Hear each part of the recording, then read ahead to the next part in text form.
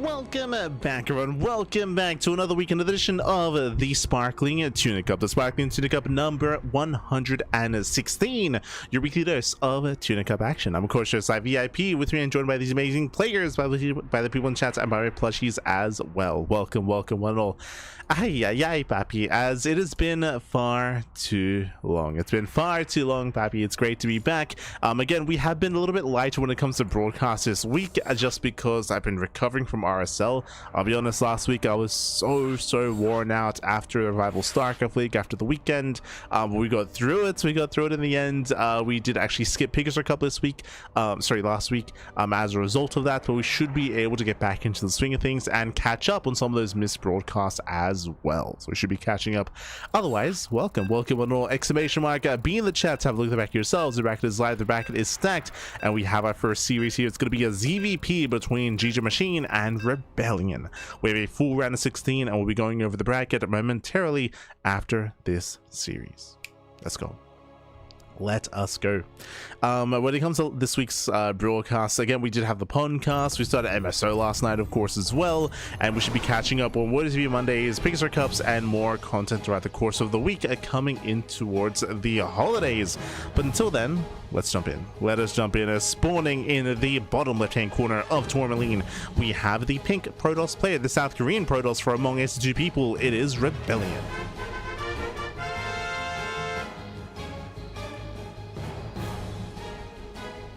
And spawning in the top right hand corner, we have his opponents. We have the green Zerg player, the green Zerg player himself, the green Zerg. It is GgMaChine. And you know what time it is. It is Gamba time. Predictions are open, and place your bets on who you think will claim the series. Best of luck in the chat as we get into our PVZ, as we get into our round of 16 match. Let's go. Let us go. So best of luck with your Gamba. Coming into this, I would say that GgMaChine is the favorite player, but Rebellion, you can never count him out. He is a very cheeky player in his own right. Rebellion is very unique. He comes up with his own builds, and Rebellion can be a very quirky player to play against. So we'll see what GgMaChine brings to the table. We'll see if Rebellion can slip him up. Let's go. First things first, welcome to Tourmaline. Tourmaline is one of the more aggressive maps of the map pool. Short rush distance by ground, much more open third base, much more open fourth base as well. Open bases, open natural, open locations. We do expect to see hyper aggression on Tourmaline, and we'll see if that will be the case. Eyes are on Rebellion to see how he does adjust. Now we expect Rebellion to go for either a more aggressive or defensive build. Playing standard from here can be very difficult on Tourmaline, so we'll see how Rebellion does mix it up. Likewise, we're expecting GgMaChine to cut worker production earlier, up to 3 bases, maybe a 4th base just for larva, and 3 base aggression is very common on this map. We'll keep an eye on our players, though. We'll see at what point our players do deviate. Just catching up with the chat. I see Cyberjohn in the chat, Psycons as well, Bienvenidos. I see Railgun, Railgun. I saw in the chat that apparently missed the signups. I know it's relatively early in Europe when it comes to the start time of a tournament. I say relative because I think it's at like what, 11 a.m, 10 a.m. You can wake up in time. I believe, Pappy. I believe. Next time, Pappy. Next time. We'll get Railgun involved. We'll get him in. Get him to play. I always appreciate some more Zerg. True, 100%.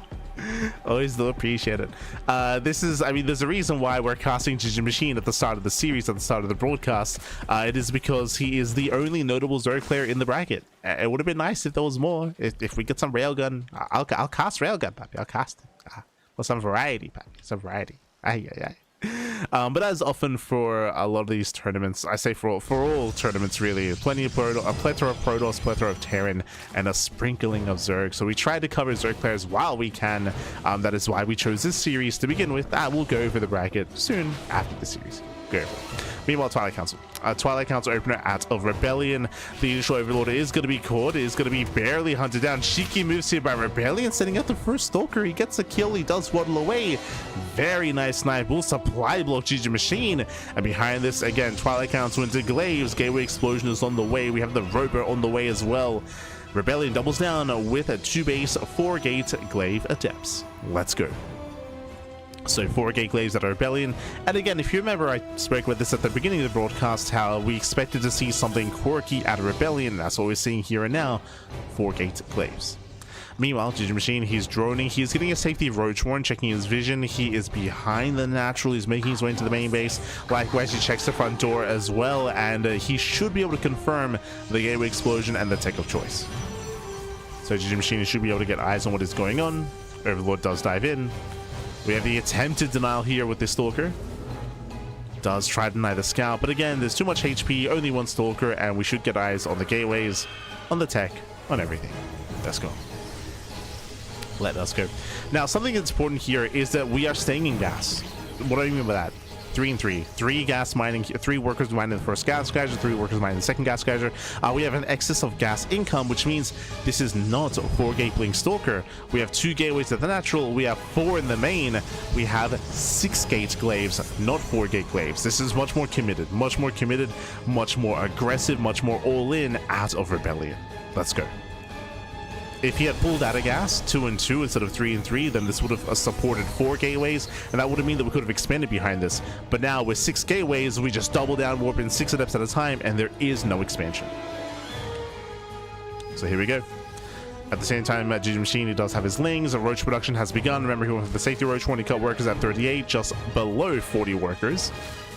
So cut workers very early on. No SimCity. Adepts, they do commit. Oh, okay, he commits to the shade. Shaves up the Lings. At the same time, we do see GgMaChine, he does get across the map. He will try to force a defensive warp in. Adepts, they don't quite get into the mineral line, not yet. They shade away. Adepts shade away. Lings, they're going for the cyber core of all things. Let's go. Go for the cyber core, and we'll get a snipe. Not bad. Adepts, they try to work their way in. Cybercore gets sniped. Stalker as well, which means no more pins. No more pins. Only slow lots can be reinforcing. Cybercore is being rebuilt. Adepts are being forced back. And GgMaChine, he didn't lose any workers. He's been droning actually in the middle of the defense. GgMaChine in a commanding position here. Didn't lose any workers. Looking at his lost tab. He lost 1 drone so far this game in total. He lost Lings, but again, it was worth it. The Lings, they delayed reinforcements. They forced back the army. And now Rebellion, he's stuck on 2 bases. He's expanding. Rough expansion. Rough timing here for the 3rd. Very late. Very late 3rd base by Rebellion. In the end, this adept timing did not work out. Now, there is a silver lining. There's a silver lining here. The silver lining is that the adepts, most of them survived. Most of them were not thrown away. So, yes, he didn't do much damage, but he preserved the adept count, and now he's built up to 2 immortals, and now we have a follow-up 2 base all-in with immortals as the core of the army. Lings hit the 3rd. This is going to be cancelled. It's not about the 3rd base, though. It's about the defense. Back then we have a couple of Ravagers trying to lock down the adepts. Can he land them? The piles, they do connect. Massive connections. Takes down the adepts. The immortals are exposed. And Biles, yeah, they're going for the prism. Prism forced to pick up. Forced to unsiege. Queen's moving in. A lot of Ravagers going to be going down here. Uh-oh. Down to 4. Down to 4 Ravagers. Has to pull back. Has to pull away. Another Ravager goes down. 3 Ravagers left. Biles wants to engraze the army. Lings aiming from behind. And the Ravagers can get on top of that Prism. Oh my god. Yeah, Prism taking a lot of damage from the Queens. And GgMaChine holds. He holds. We have 28 Lings in production. The Immortal survived. The War Prison survives, but all the adepts did go down. Economy here is booming for GgMaChine. Remember, the 3rd base was denied for Rebellion. So no 3rd expansion. No army. And the longer this goes on, the worse it is for the Protoss. Immortals, they're stuck trading with Lings. That's it's not ideal. At this point, GgMaChine can just drone. He can just drone up. He can saturate his 3rd base. He's under no real threat of the army. We do see that Rebellion is attempting to expand, and GgMaChine has a choice to make. He could either just drone, saturate, get a 4th base, and build up into the mid game, or he can drone on 3 bases, get a 4th base just for larva, and then focus on a 3 base push with Ling Roach Ravager. And you can see that GgMaChine he's not over droning, right? He's not over droning. He made some workers, but now he's still making roaches. He's aware that he has to be safe, not overly greedy. Oh no! Gets us around, gets an Immortal. Immortal gets picked up.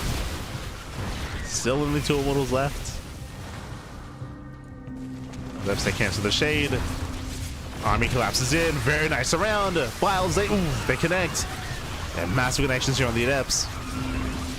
And that's the army. Yeah, that's the army. This time the Wilds, they will connect. They shut down the prison. GG gets called, and GgMaChine takes game number 1.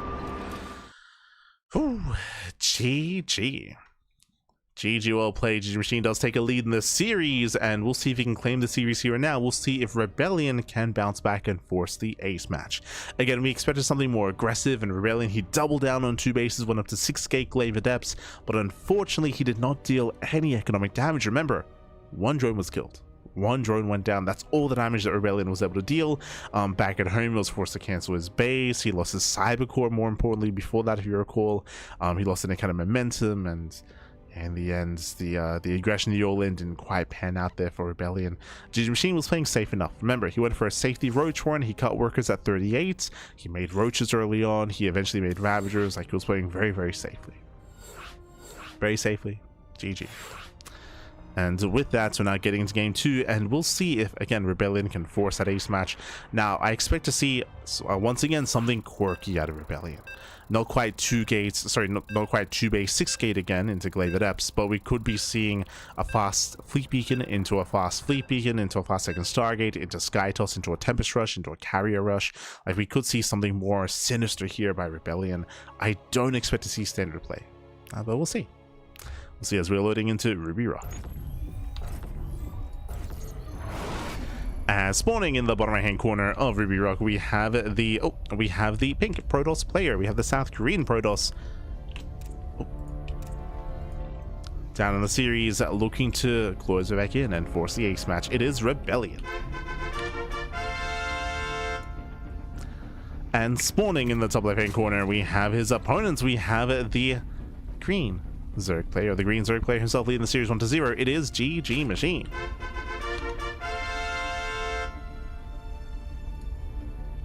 Let's go. Let's go. Oh, there's a Psyduck in the chat. Ah. It's beautiful. I appreciate it. I appreciate it. Appreciate the Psyduck.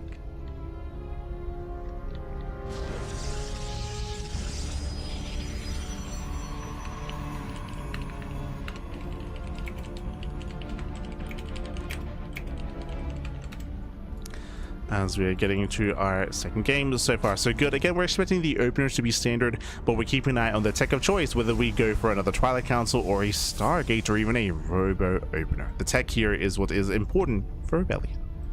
Let's go. Meanwhile, welcome to Ruby Rock. Why I bring up the tech and why we expect to see something different out of Rebellion and not a standard opener is because this is also a very aggressive map. Shorter rushes by ground, open third base, open natural as well. I will say that this map is not as extreme as Tourmaline. It's not as aggressive, but still leaning towards aggression nonetheless, right? It may not be as indefensible as Tourmaline, but it's still up there and it still does favor aggression, and that's kind of what we're still expecting out of our players, out of Rebellion. Let's go. Let's go.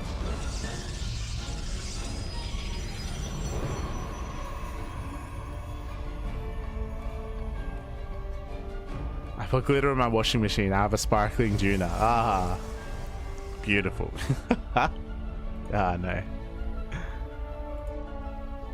So now we are building up. We're soon getting our tech of choice. Based on the pylon placement, looks like a Stargate. Okay, Stargate opener out of Rebellion.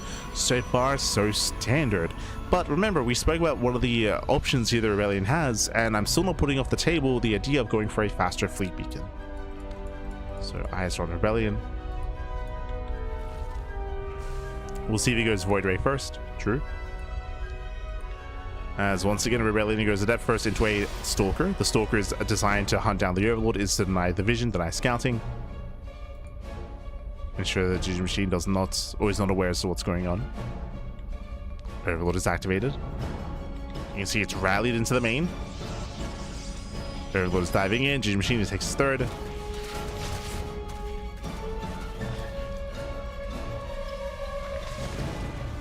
Takes his third base. Stalker is in position here at the natural. The Overlord will manage to squeeze by, and it's going to be Oracle first, not Void Ray. You can see the Oracle is rallied towards a pillar. So again, it looks like Rebellion, his goal here is to hunt down that Overlord. Is to try to hunt it down.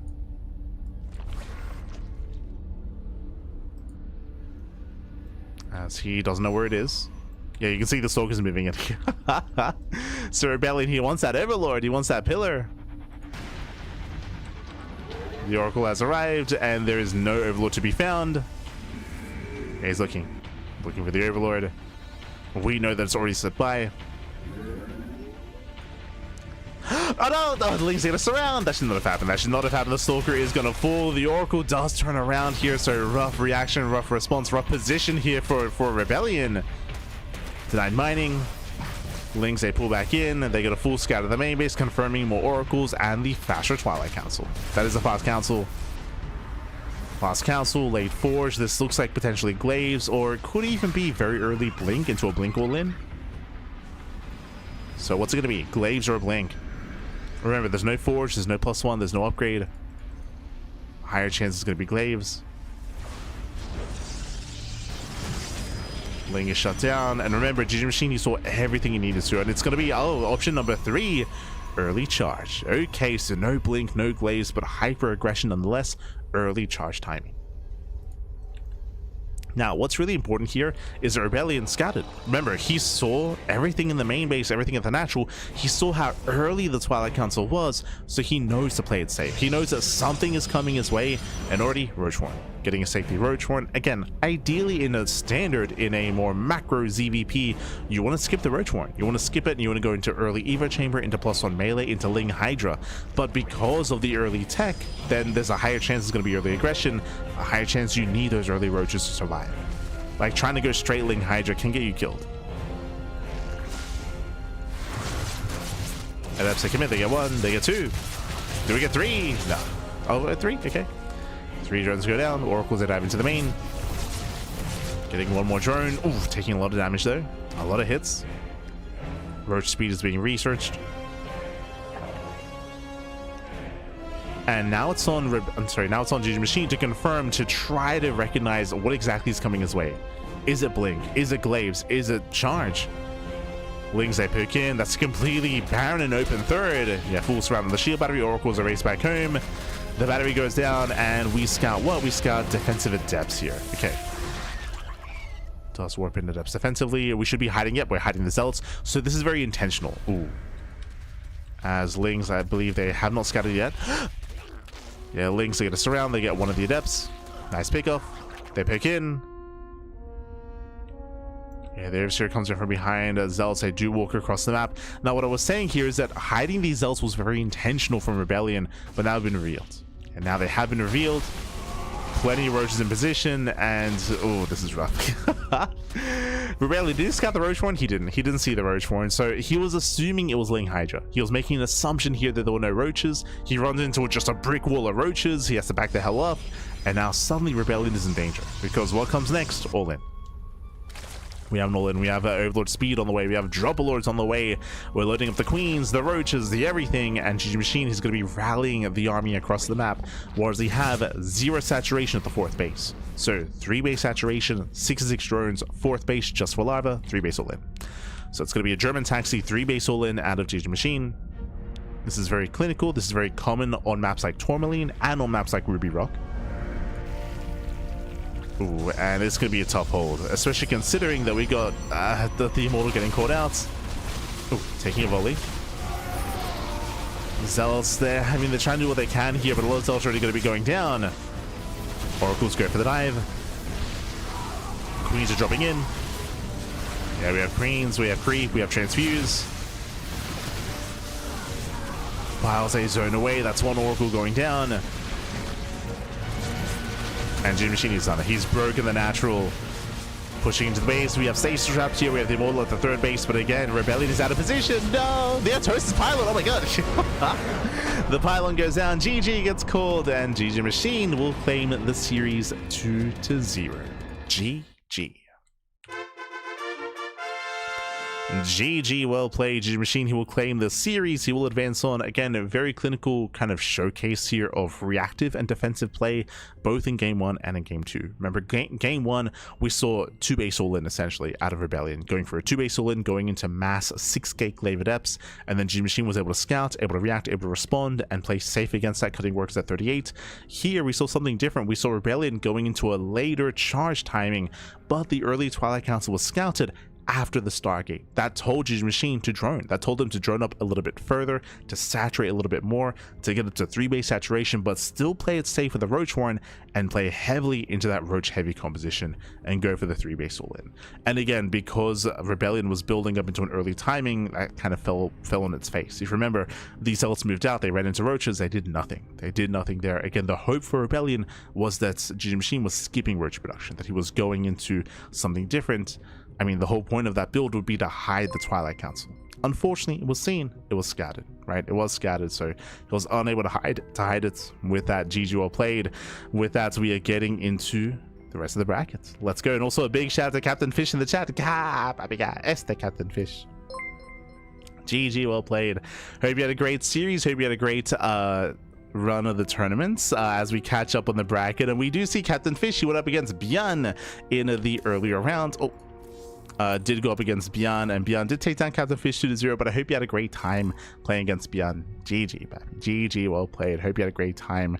And again, great to see you competing in MSO last night as well, so always good to see. Oh. As it just misses some of the players. But GG well played. And again, we can catch up on the bracket. So ByuN does advance on 2-0 over Captain Fish in the quarterfinals, waiting for the winner of Art and Hon Mono. Scrolling down a little bit further, let's zoom in. We have Perceive versus Percival. We got the TBT occurring there between Perceive and Percival. Best of luck. Winner goes up against Gerald in the next round, as Gerald does take down MJG. Scrolling down a little bit further, we have SKillous. SKillous take down Obris Black 2-0. SKillous is up against GgMaChine in the next round. That is going to be our next series. We're going to be following GgMaChine into his match versus Nikita versus SKillous. Let's go.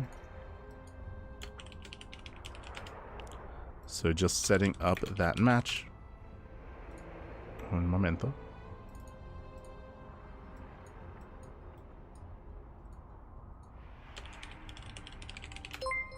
Beautiful.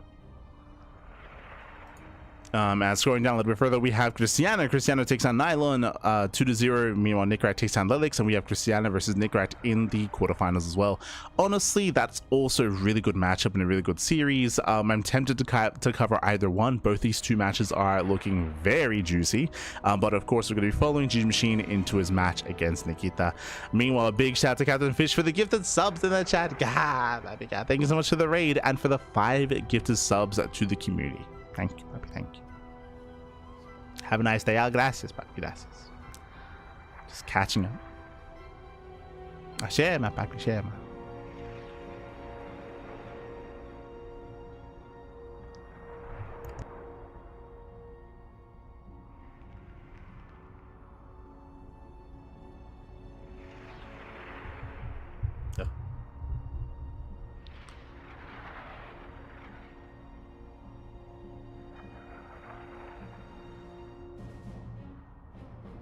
Chat, no balance winding, but I hope this game gets some new big changes to spice things up. I would say they have. I would say that if you've been watching StarCraft at the start of the year, or even like pre-patch compared to this patch, the games have changed quite heavily.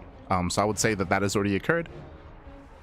Like, I would say that ZVP is very different, ZVT is very different, and I think all matchups have changed quite substantially in the latest patch, except for the mirror matchups. I think they've obviously changed the least.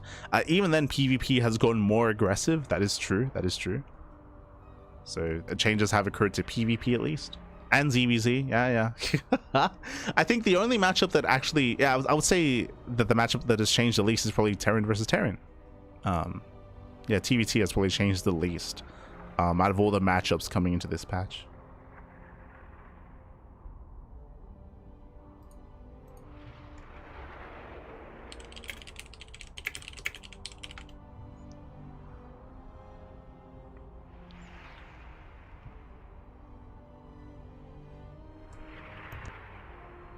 Catching up. Game 1 was really nice. Oh, let's go. Let's go.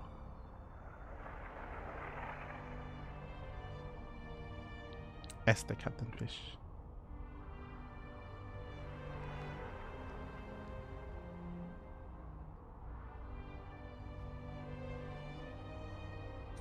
Means a big change is not as in watching high level but playing in platinum or something. I guess I understand what you're saying. I think I think what you're asking for is, I guess, like a big change can be interpreted in a lot of different ways. Like I would imagine like a big change you're asking for is kind of what like an expansion brings to the table, right? Like with new units and like rebalancing of a bunch of stuff. That's kind of what like Heart of the Swarm did, or what Legacy of the Void did.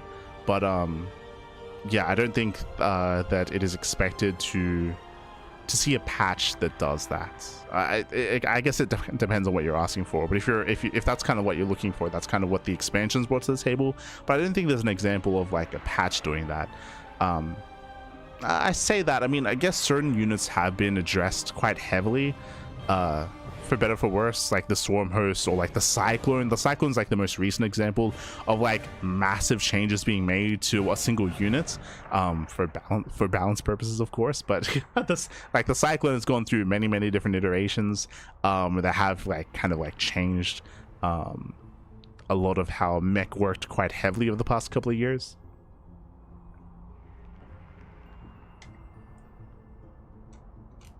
But yeah, maybe if that's what you're asking for.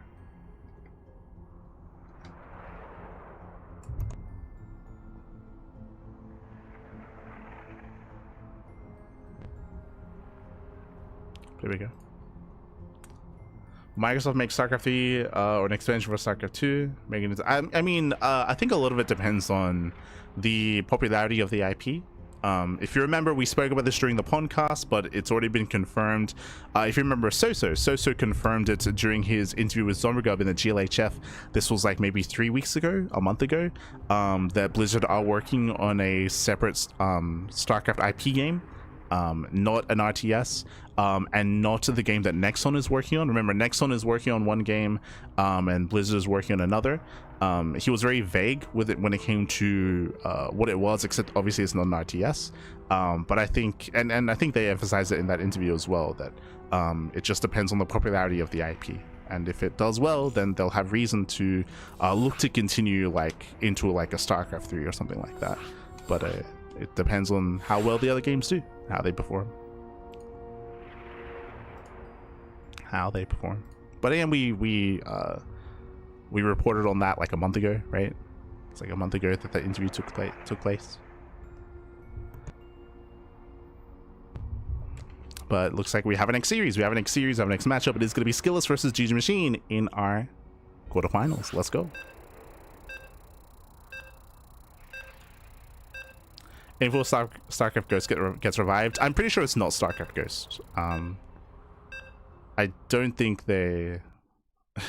I don't know if there's much reason to bring that back. I think there's yeah, but from what they said, I mean, it's kind of hard to like pin down what it would be. But if those games do well, if the IP does well, then yeah, sure. Could see something more done with it in the future, like 10 years down the line. But here we go, we're getting to our first series, and spawning in the top right hand corner of the Old Republic, we have the red Zerg player, himself, representing himself, currently teamless. It is GgMaChine. And spawning in the bottom left hand corner, we have his opponents. We have the blue Protoss player, the blue Protoss representing Team Liquid. It is SKillous. Here we go. Here we go, and if you're in the chat, you know what time it is. It is Gamba time. Predictions are open. Place your bets on who you think will claim the series. Best of luck in the chat as we get into our ZVP. Whew. Let's go. Let us go.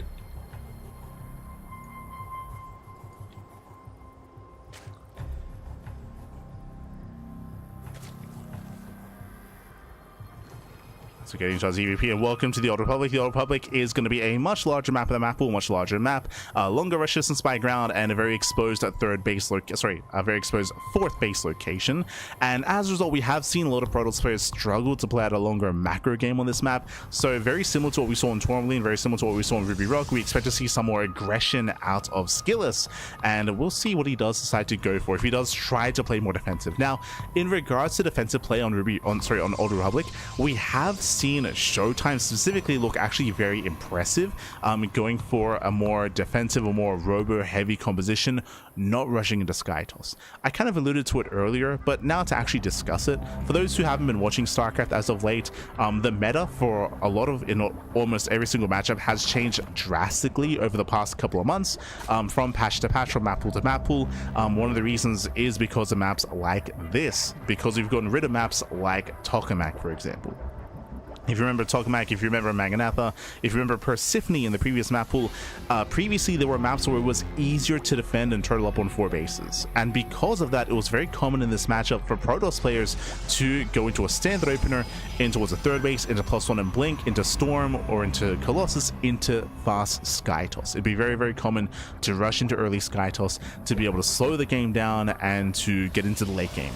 Unfortunately, or I should say fortunately, in my opinion, that is more difficult to achieve. That is almost impossible to achieve in the current map pool. There are certain maps that do allow for that, like Celestial Enclave, but even then there are certain areas to exploit, specifically on Celestial Enclave or on Taito Citadel, for example, or even Winter Madness. Those are maybe some of the more defensive maps out there, but nowadays it is more difficult to try to be that hyper defensive and to rush into Sky Toss.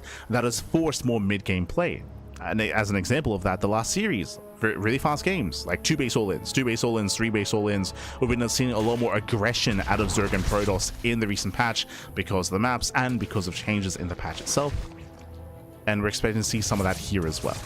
Now, I should emphasize that specifically on the Old Republic, the 3-base setup here is pretty defensive. Like, you do have a ramp, a narrow ramp coming into the natural. You have the high ground advantage here at the 3rd base as well. You can situate your army. 3 bases, it is relatively easy to defend. It's the 4th base, whether it's the low ground 4th or the linear 4th base, which is very difficult to maintain as a Protoss player in PvZ. And we have seen a lot of hyper aggression out of Zerg players to punish that. Meanwhile, one of that does get picked up. So again, we'll see how SKillous will approach this. As I mentioned before, Showtime is the one player that's been looking very impressive to me when it comes to how they've adapted to the patch in this more kind of newer kind of defensive style of heavy robo play. Going into like double robo, double Colossus production, into Immortals, into much later Sky Toss, which we saw be quite successful here against Raynor, if you recall. It was Showtime versus Raynor during, I think it was RSL? It may have been RSL.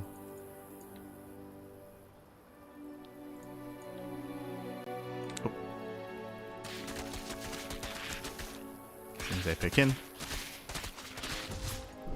Actually, I think I might be thinking of one of the open cups, but regardless, it was Raynor versus Showtime. Oracles that dive in. Very nice damage, getting up to 6 drones. Oh my god, 6, 7, 8, 9 drones going down as we're still not done. Ooh, and before we can even think about the 4th base back at home, 11 drones are going to be falling. SKillous with a massive lead early on. The Spore was too late. GgMaChine was distracted. Lings that were hitting the 3rd base, they were out of position, and the Adepts are still alive. They're still denying mining, and they can still find more damage. As 11 drones go down, they shade into the main base, getting another drone. That's going to be 12. Almost 13. Yeah, almost 13 drones. That is critical damage. Ay, ay, ay. Behind this, we have Blink on the way, Forger +1, Robo as well. We have a standard mid-game setting up here for SKillous. But he has already dealt so much critical damage early on that he can just chill. He can just chill, settle back, settle down, get into his 3 bases. The pressure is now suddenly on GgMaChine. Pressure is on. There's no shield battery. True. There's no battery, gets 1 probe. 1 probe gets picked off. We have +1 melee on the way. A layer is on the way. It's going to be Ling Hydra out of GgMaChine, but he's getting to Ling Hydra with a subpar economy. Gets a Stalker. This is nice. He's gotten 1 Stalker. He's gotten 1 probe. This is nice, but we still need more damage.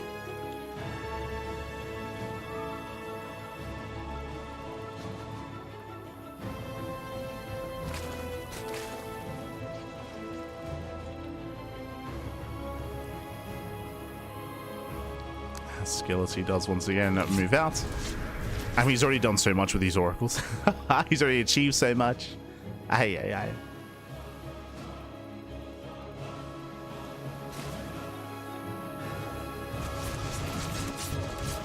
As he makes his way into the main. That's 3, 4 drone kills. 4 drones go down. Behind this, we have Ling Hydra. Now, again, as we mentioned before, it's Ling Hydra out of GgMaChine, but he's stumbling his way into Ling Hydra. SKillous going for the 1-2 punch. Blink is not done. Nice pin control. Does lose any Stalkers. Blinks forward, picking up more Lings. +1 is finishing up. The Prism is now done. How many gateways? We have, 8. 3 base all in, 8 gate as SKillous. No gases at the 3rd base. It is going to be one massive all in. And this makes sense considering the lead that SKillous has. So again, he dealt critical damage early, and now he's here for the kill. He's here for the kill.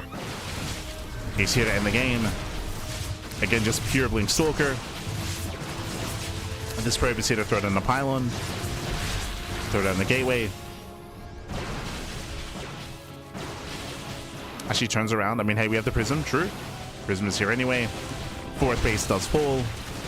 And skills, you can just keep going. You just keep on going, keep on pushing. You see GgMaChine trying to muster up a defense. But he just took too much damage. Lings are coming from behind. Stasis goes off. Nice stasis trap. Oracle's yet to activate. Hydras are exposed. Diving on the Hydras, and SKillous sees on it. GG gets called. SKillous, he will claim the game and take a lead in the series. GG. Whew. GG, well played. Again, a very strong start for SKillous. Winding it back, he killed 13 drones. Happy. 13 workers went down. That was crazy damage early on with the Oracle harass, with the Adept harass, and that was game-ending damage. Straight up. That just won him the game. Because SKillous had such a massive lead economically, what did he do? Turn that into a 3 base all-in. No gases at the 3rd. No gas at the 3rd base. No further tech. No Storm. No Colossus. No Immortal production. None of that. None of that was necessary. Just going into an 8-gate 3 base all-in with Mass Blink Stalker. So 8-gate Blink out of SKillous, and the reason why that worked is because he knew he was ahead. He knew he had dealt critical damage. Most likely, if SKillous hadn't dealt that much damage, he would probably get a 4th, like work towards a 4th base, tech up instead, apply some pressure, and tech further into a longer game. But because he knew that GgMaChine was crippled, because he knew that he was down, then he could just go for the finishing blow. GG. GG, well played. Now we're getting into game number 2, and oh boy, our Zerg player here in the top right hand corner needs to tighten up that early game defense, as in the top right we have our red Zerg. It is GgMaChine. And spawning in the bottom left hand corner we have his opponents. We have the blue Protoss player, the blue Protoss himself representing Team Liquid. It is SKillous. We go. Meanwhile, a big shout out to Kashim in the chat. Kashim. Thank you so much for subscribing for 27 months. Oh my god, thank you so much. Over 2 years of support. Kashim. Thank you. Como siempre. Dziękuję.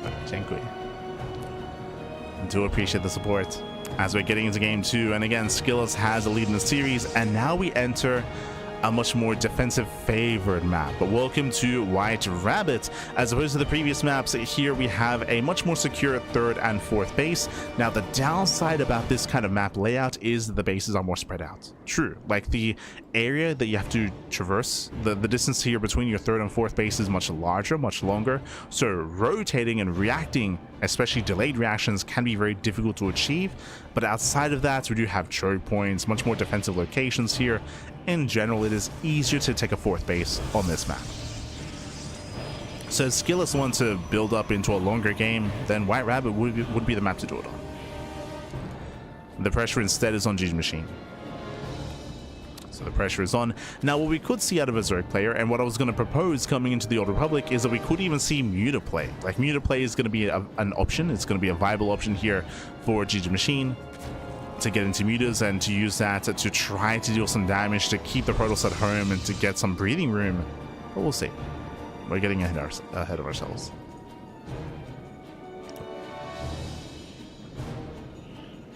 Here we go. Here we go. Players do open up. Based on the pylon location, looks like we're not hiding any tech early on. Should be a Stargate here out of SKillous. Does open up Stargate.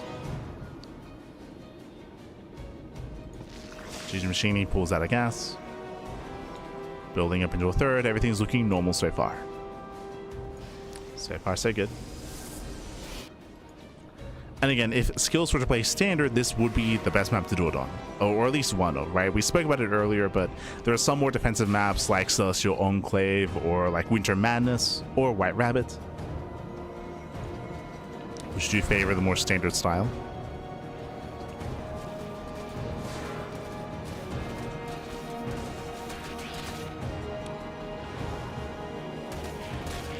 See, Adept does threaten a dive.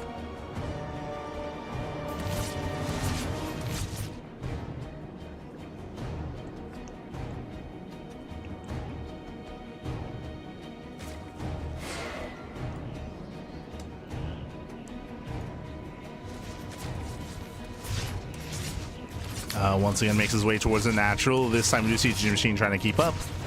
Oh, we'll lose one. One drone goes down. But so far still a cleaner defense. The Oracle's on the way. Again, remember last game it was 13 drone kills. So we're hoping that GgMaChine has a bit of a cleaner defense this time. Does spot the Oracle. Spores are on the way. Spore on each base. It's going to be 2 queens in the main, 2 queens at the natural. Lings, they hit the third. They force back the Adepts. So far, so good. Oh.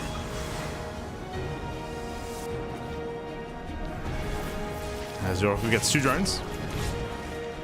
2 drone kills, the Spores are now done. And again, this is a much cleaner early game out of GgMaChine. I say that. Out of position at the third. Stasis trap here into the natural. So far, he's holding his own. Again, not bad. So GgMaChine maintains his economy. We have +1 at melee on the way, going in towards Ling Hydra. Meanwhile, standard follow-up, Twilight Council on a Forge, +1 on Blink. Now, the chances of this turning into an 8-gate 3-base all-in is much lower for SKillous, as he has not dealt critical damage early on. Adepts a shade in towards the third. They come into the shade. Ooh, does commit in. Link's going to be going down. Nice wiggles here by SKillous. Catching out, what, 6 Lings already. And he wants those drones. He wants them. Yeah, shades in between the bases. The Oracles, they pop off. They punish the Lings. Drones are now going down. Oof. Losing 2, 3, up to 4 more drone kills. The drones have to fight. Okay, 4 drones. Again, it could have been worse. It was the Oracle's out of energy. And that was 7. 7 drone kills, which is pretty good damage here by SKillous, but again, not game ending. Not game ending.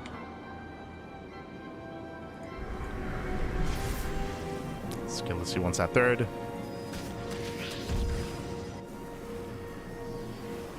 I believe he shouldn't have the energy. Oh my god, never mind. Never mind, forcing the cancellation. Not bad. Nice cancel out of SKillous. Behind this, taking up into his robo. A couple of gateways. Again, just getting up to 6. So 6 gate setup. Gases are being taken. Remember, the sign that was an all-in last game, there were no gases. There were no gases at the third base, and there were extra gateways. Here, SKillous is taking up. With the extra gases, we can afford either Storm or Colossus, or we'll see what direction SKillous goes in.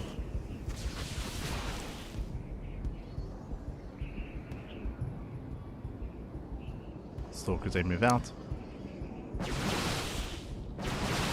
SKillous, he wants that 4th. I mean, he already forced a cancel. Now there's no creep. That's a free 4th base.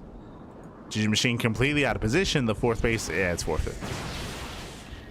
There's no saving it. Ah, did I speak too soon? 3 more volleys. That's yeah, there is no saving the 4th base. So another massive cancellation, and this is huge. Losing the 4th base twice now. This doesn't just impact the economy; it impacts the production. Like GgMaChine, he is falling behind. He desperately needs a 4th base. Desperately. And we spoke about the SKillous taking those gases. What does that mean? That means back at home, charge. Oh. Charge is on the way. We have a second robo. We have a bay. It's going to be double Colossus production. Not Storm, going to Colossus. So again, SKillous takes the lead, he gets ahead, and from here he's gonna maintain that lead and get further ahead. Building up into the mid game, and meanwhile GgMaChine, he's trying to build up into Ling Hydra, but again he's stumbling his way there. Oh, not again. Plenty of HP this time. Plenty of health on the fourth. What about the fifth? Lings are in position. Hydras as well. SKillous, oh, does get away. Barely pulls out. SKillous pulls out. SKillous is hoping for some drones. Alas, no saturation.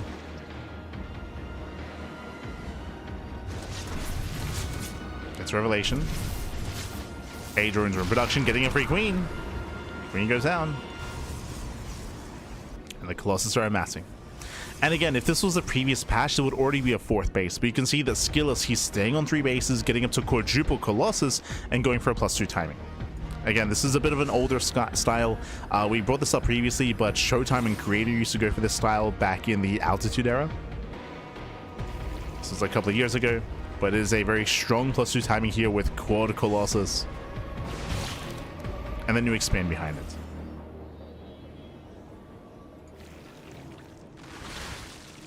There's a fourth. So fourth base is now on the way. Again, the fourth base after the 4 Colossus. So much later fourth, but hey, GgMaChine, his fourth base was late as well, so. Better position for the Protoss. Prism goes down. That's a wall of spores. Jesus. Prism goes down, Azalts as well. Both armies are maxing out. I would say that SKillous will have the better army. Building up his immortals, he's walling up, stasis traps, shield batteries. He did opt to go for the center expansion, which is a closer rotation to his 3rd base. So we have closer together bases, easier to rotate, easier to defend. And GgMaChine is going for it. He's maxed out, he's going for the push. Trying to come in from behind. Trying to set up the surround. Stasis goes off. Drags back the army. Once again, Ling's trying to collapse in, but there are 4 Colossus. Yeah, Baneling's not really much to connect with. Colossus are exposed though. Okay. Yeah, Colossus, they take a lot of damage. They have to pull away. Stalkers, they blink forward. 1 Colossus is gonna fall. Gets 1. Just 1 though. 1 Colossus goes down. Does get 14 probes. Okay. Some decent economic damage, but the main army stands strong. And that was a massive loss here for GgMaChine. Losing a lot of Ling Bane Hydra here. That was 30. Oh my god. That was 32 Hydras. I thought it was mainly Ling Bane, I'll be honest. 32 Hydras going down. That's crazy. For 1 Colossus and for a mineral line. I mean, at least thankfully got some probes, but that was an expensive trade for GgMaChine. Ay, ay, ay. He's down to 16 Hydras. And he's gonna rebuild, remax, and do that again. Oh boy. Never mind, SKillous is gonna be the first to move out. Now defensively, it's purely Ling Hydra. Where are the Banelings? And already. Banelings have yet to morph in. So that is a bit of a concern. Pure Ling Hydra is gonna struggle against a Colossus heavy composition. Ling's a counterattack. SKillous pushing forward. GgMaChine has to back up. He has to morph in some Banelings. He's going for the counterattack. Okay, he's going for the run by. Yeah, this base will go down. There we go. Now we have 20 Banelings morphing in, but these Banelings are late. Without them, he cannot engage. Even with them, I don't think he can engage. Okay, Hydra setting up for the surround. Let's go. No sentries, no force fields. True. Banelings collapsing on the Stalkers. Hydras are coming from behind. Colossus, they just mow everything down. Oh my god, they just mow everything down. The Hydras, they all do melt, they all burn. You have another concave of Hydras, but again, there are still 3 Colossus behind this, and they just go to town. The lasers, they just go to town on the Hydras. SKillous, he has done it. He's broken through. GG gets called, and SKillous will take the series 2-0, advancing on to the semi-finals. GG. Whew, GG, well played. SKillous again with almost full control of this game. This time he didn't do critical economic damage, but he denied the fourth base so often that he took an economic lead. That is why, even though we saw the max out from GgMaChine, SKillous was already maxed out as well. Like, GgMaChine was behind when it came to his economy, when it came to his production, because he lost his fourth base twice. Twice he lost his fourth base, he lost workers, but mainly his production, his economy was slowed down quite heavily, and SKillous was able to comfortably build up into quad Colossus, into quadruple Colossus production, then into a later fourth base ready for the defense, and it was a very impressive defense there by SKillous when he killed 32 Hydras. That was not worth it for the Zerg. That was not worth it for the Zerg player, losing 32 Hydras in that first assault, not breaking the fourth base, not breaking the army, and from that moment GgMaChine, he had lost any kind of semblance of an army to try to contest against SKillous, and he was vulnerable to the counterattack. GG. GG, well played. The reason why that counterattack hit so hard is because SKillous preserved the Colossus, right? He preserved 3 of those Colossus, only 1 was killed, so he could maintain that Colossus count and just push out for that counterattack, whereas GgMaChine was not ready for that, of course. He was stuck with Ling Hydra, Banelings weren't ready, there was no lurker tech, for example, there was no gas income for lurkers, like there was no economy for that. GG. So GG, well played. Congratulations to SKillous as he does claim the series, does advance on to the semifinals, and let's catch up on the rest of the bracket. Let's go. Whew, let us go. So SKillous, he's made it through. He's waiting for the winner of Cristiano and Nickrat in those semifinals. Meanwhile, scrolling a little bit further up, we do have our other top players. Homemono takes on R2-1. We have Homemono versus ByuN in the upper quarterfinals. Meanwhile, Percival takes on Perceive 2-0 and is up against Gerald in the quarterfinals as well. Let's go. So we do have quite a plethora of Terran players up here. We have ByuN, Homemono, and Percival. Best of luck to Gerald, as we do have a plethora of Terran up there with him in the upper portion of the bracket. Scrolling a little bit further down here, again, Nickrat and Cristiano, that is a close PvT that is going on. I do wish them both the best. They are 17 minutes into their game. That could go either way, to be honest. I could see Nickrat winning. I could see Cristiano winning. That is a very close series to call. Very, very close. So wish them the best. We'll be waiting for them to wrap up their game, and we'll either be jumping in mid-series or we'll follow them into SKillous. One or the other. That is the plan. But otherwise, I hope you've all been enjoying yourselves. Hope you've all been having a great time.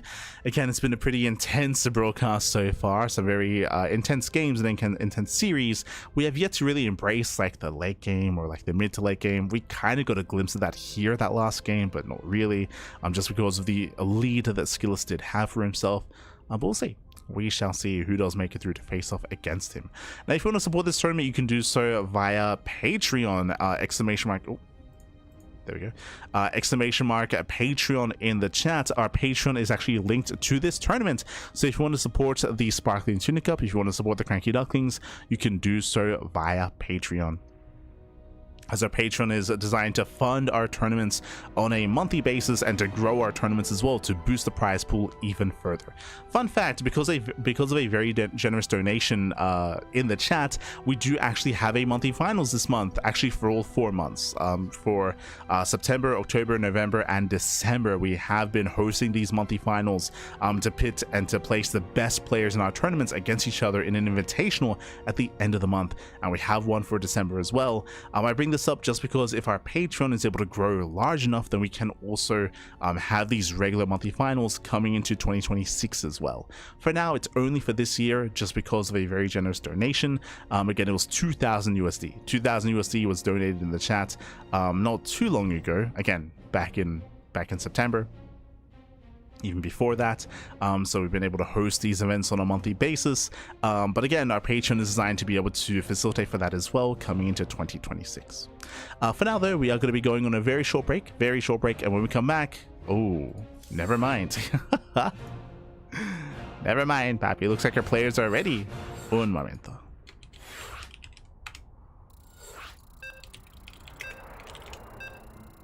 Oh, let's go. Okay, we have our series, we have our game. We are quickly going to be loading in to Cristiano versus Nickrat. I was about to cut to a break, but they just became available.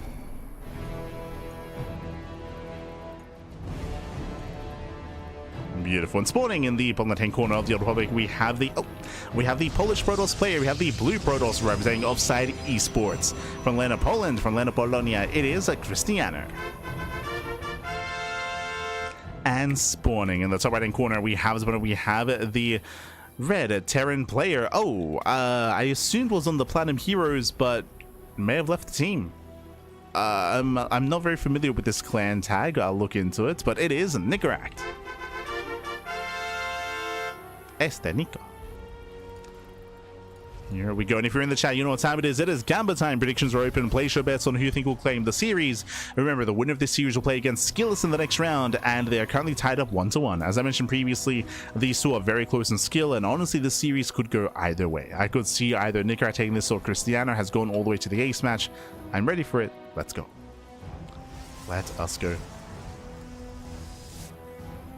So we're getting into our TBT.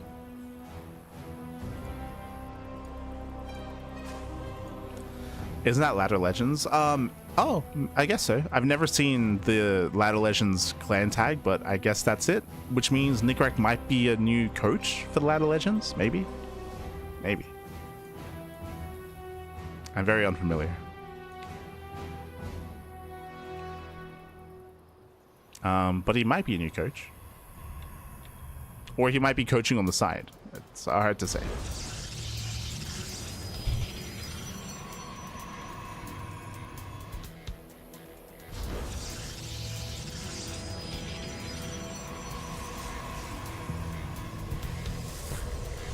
Just search that Twitch channel. Sounds like it. Nice, nice. There you go. I guess I should emphasize, the only question I have is I don't know if he's just a coach for the Ladder Legends or if they actually have like a team and he's representing them as a team. Like that, I don't know. But I'll ask if he wins the series. If Nicaract wins the series, then I'll ask him. If he loses the series, I don't typically try to disturb a player that maybe has just recently lost a match. But now though, we're settling in. We are settling in. We do have our initial openers. Twilight Council opener out of Cristiano. Reaper does dive into the main. And is getting a probe. Not bad. Gets one. One probe goes down. Winding it back, of course, this was a more economic opener at a Nicaract, going for a Rax Expand, faster CC. Ooh, one Marine does fall. And Adept gets behind the mineral line. And will barely delay. Gets one SCV kill, thankfully. The boards are being pulled. CC does complete. But mining is still being denied here. You can see here 4 SCVs not doing anything. So nice damage. Nice damage out of Cristiano. Denying mining. Second Adept has arrived. Now it can threaten the main base. I mean, the factory is late because of the opener. Ooh, and we're just stuck in the main. And Nicaract just stuck in his own main base. Cristiano just freely mining, freely saturating.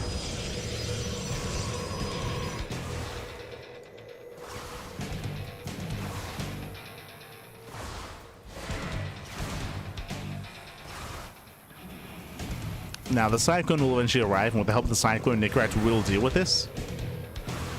We'll see if Cristiano shades away. If he doesn't shade soon, he will lose one Adept. Oh. Ah, he's distracted. Yeah, he's distracted. Reaper gets 2 probe kills. Nice damage. Cyclone has arrived. The lock-in is not broken, and he kills one. It's one Adept. Cristiano shades away, and Nicaract can now mine. Can now mine freely. Oh, going for a Cloak Banshee follow-up. Okay. Going to Cloak Banshees. No shield battery in the main base. Losing another probe. This one Reaper has gotten so much done. It's what, 4? Yeah, 4 probe kills of the Reaper. The Reaper, oh my god, barely gets away. This is getting out of hand.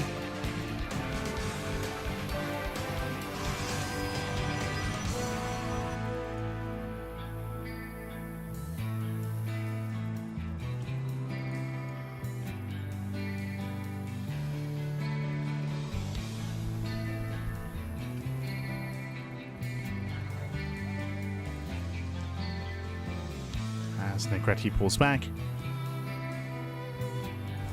Again, getting into Cloak Banshees. Oh.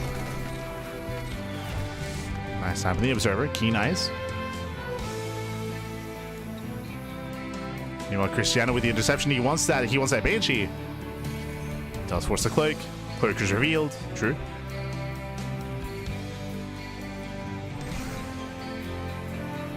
Does reveal cloak behind this. Zero detection for Cristiano. Ay. A bit of an oversight. Going for the Immortal, getting safety shield batteries, and there it is. The Observer is now on the way. Now, thankfully for Cristiano, the Banshee actually didn't just go across the map. There was potential. Could have done a lot of damage, but didn't commit. Played it safe. And the game will slow down. Cristiano building up into Colossus.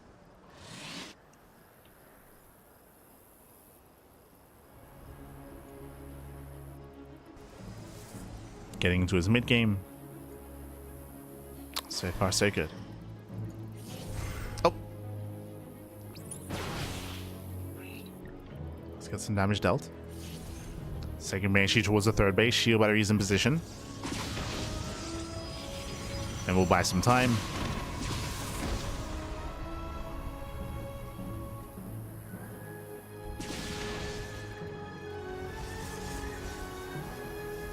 The Banshee is zoned away.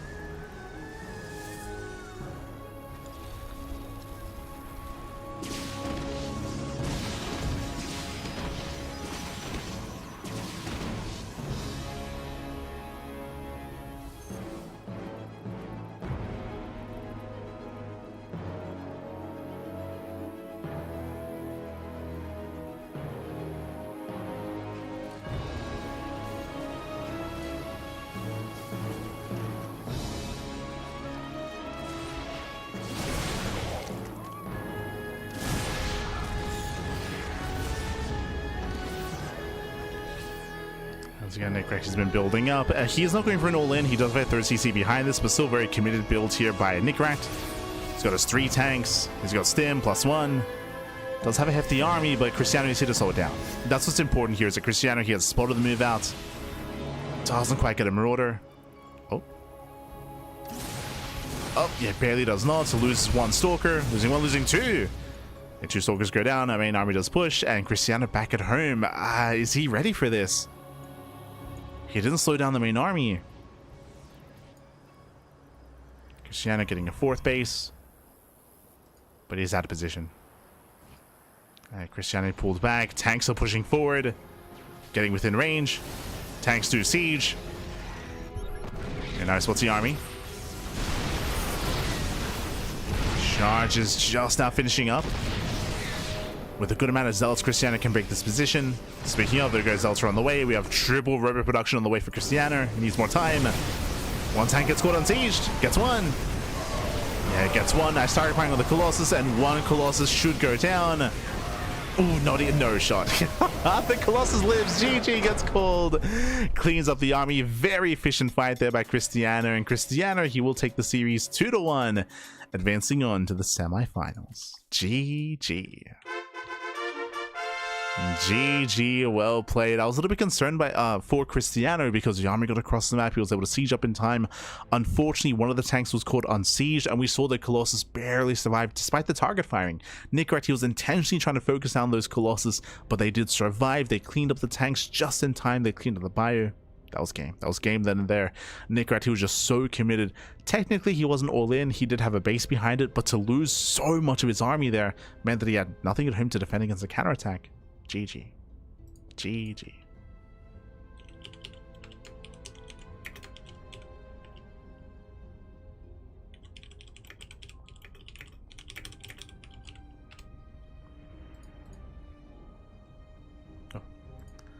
But GG. GG well played with that. Congratulations, Cristiano. He does claim the series, does advance on to the semifinals, and let us catch up on the bracket.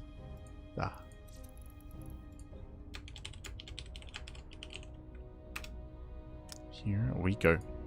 Okay, let us catch up. We have the lower semis. We have SKillous and Cristiano. They're going to be facing off in those lower semifinals. They're going to be our first 2 players to face off in that PvP. Meanwhile, we do have the upper semis getting ready. We have Percival. Percival takes down Gerald 2-0. And do we have a Percival versus ByuN rematch? Wait, hold on. Hold on. I'm getting some deja vu here. Sparkling Tuna Cup number 115. Let's okay. Not quite the same, but very close. Very close. If you were here last week, then you know what I'm talking about. But let's quickly have a look together.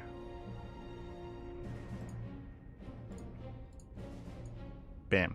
So this is last week's tournament. Let's zoom in a little bit. But as you can see in the semifinals, we had ByuN versus Percival in the upper semis, and we had Cristiano versus ByuN in the lower semifinals. This bracket is looking very similar, except this time instead of ByuN, we have SKillous. We have SKillous down here. Obviously, ByuN has yet to advance on in his series. As you can see, ByuN is still up against Honmono, and there is potential for an upset there. But we could have a ByuN versus Percival rematch, which I'd be very excited for. Remember, last week, Percival did beat ByuN. He did defeat ByuN 2-1 to advance on into the grand finals, and we'll see if he can repeat that if he plays against ByuN again. So that's what I'm most excited by if we do get that rematch here this week in Tuna Cup number 116. We'll see. We shall see. For the time being, though, we're going to be going on a short break. Oh, we're going to be going on a short break. Meanwhile, a big shout out to Spaguts in the chat. Spaguts. Thank you so much for subscribing for 9 months. Thank you so much. Do appreciate the support. We're going to be cutting to a very short break. When we come back, we will have a next series. We'll have our PvP. We will have SKillous versus Cristiano. Meanwhile, remember, the upper semifinals will be held. We're going to be casting both semifinals. We will get there. We'll see you soon after the break. See you soon, Pappy. See you soon.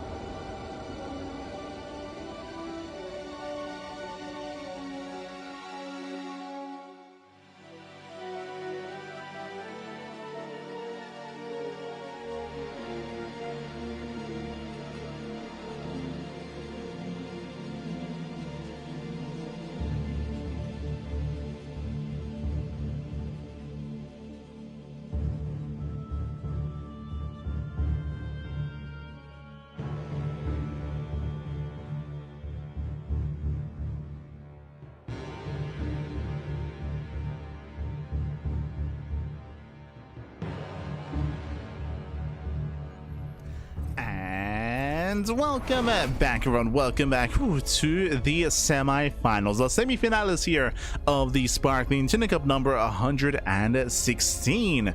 Oh boy, we have a reigning champion up against, I would say, one of the favorites for the entire tournament. Let us get into it. As spawning in the top left-hand corner of Ruby Rock, we have the current reigning Tuna Cup champion from 115, the Polish Protoss player, the Blue Protoss for Offside Esports. It is Cristiano.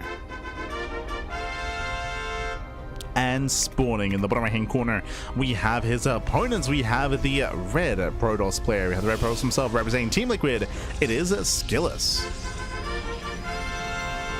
Nikita. Here we go. And if you're in the chat, you know what time it is. It is Gamba time. Predictions are open. Place your bets on who you think will claim the series. Best of luck in the chat as we get into our PvP. Let's go. Let us go. Again, as we have our PvP, and we're expecting some aggression, especially aggression in the mid game, I would say. That's typically where Cristiano does thrive. We will get into it, as welcome to Ruby Rock. Now, when it comes to these maps, a lot of them are a little bit less impactful when it comes to mirror matchups. Something important about PvP is whenever we have a ramp coming into the natural, but it's not the case on Ruby Rock. So, coming into this, probes are being sent out across the map, and we'll keep an eye on our workers to see if we do commit into a proxy, if we do double down and be hyper aggressive. SKillous does veer off towards bottom left, does hide his probe. Cristiano coming in for the probe scout. Meanwhile, shout out to the Tuna. Shout out to the Tuna.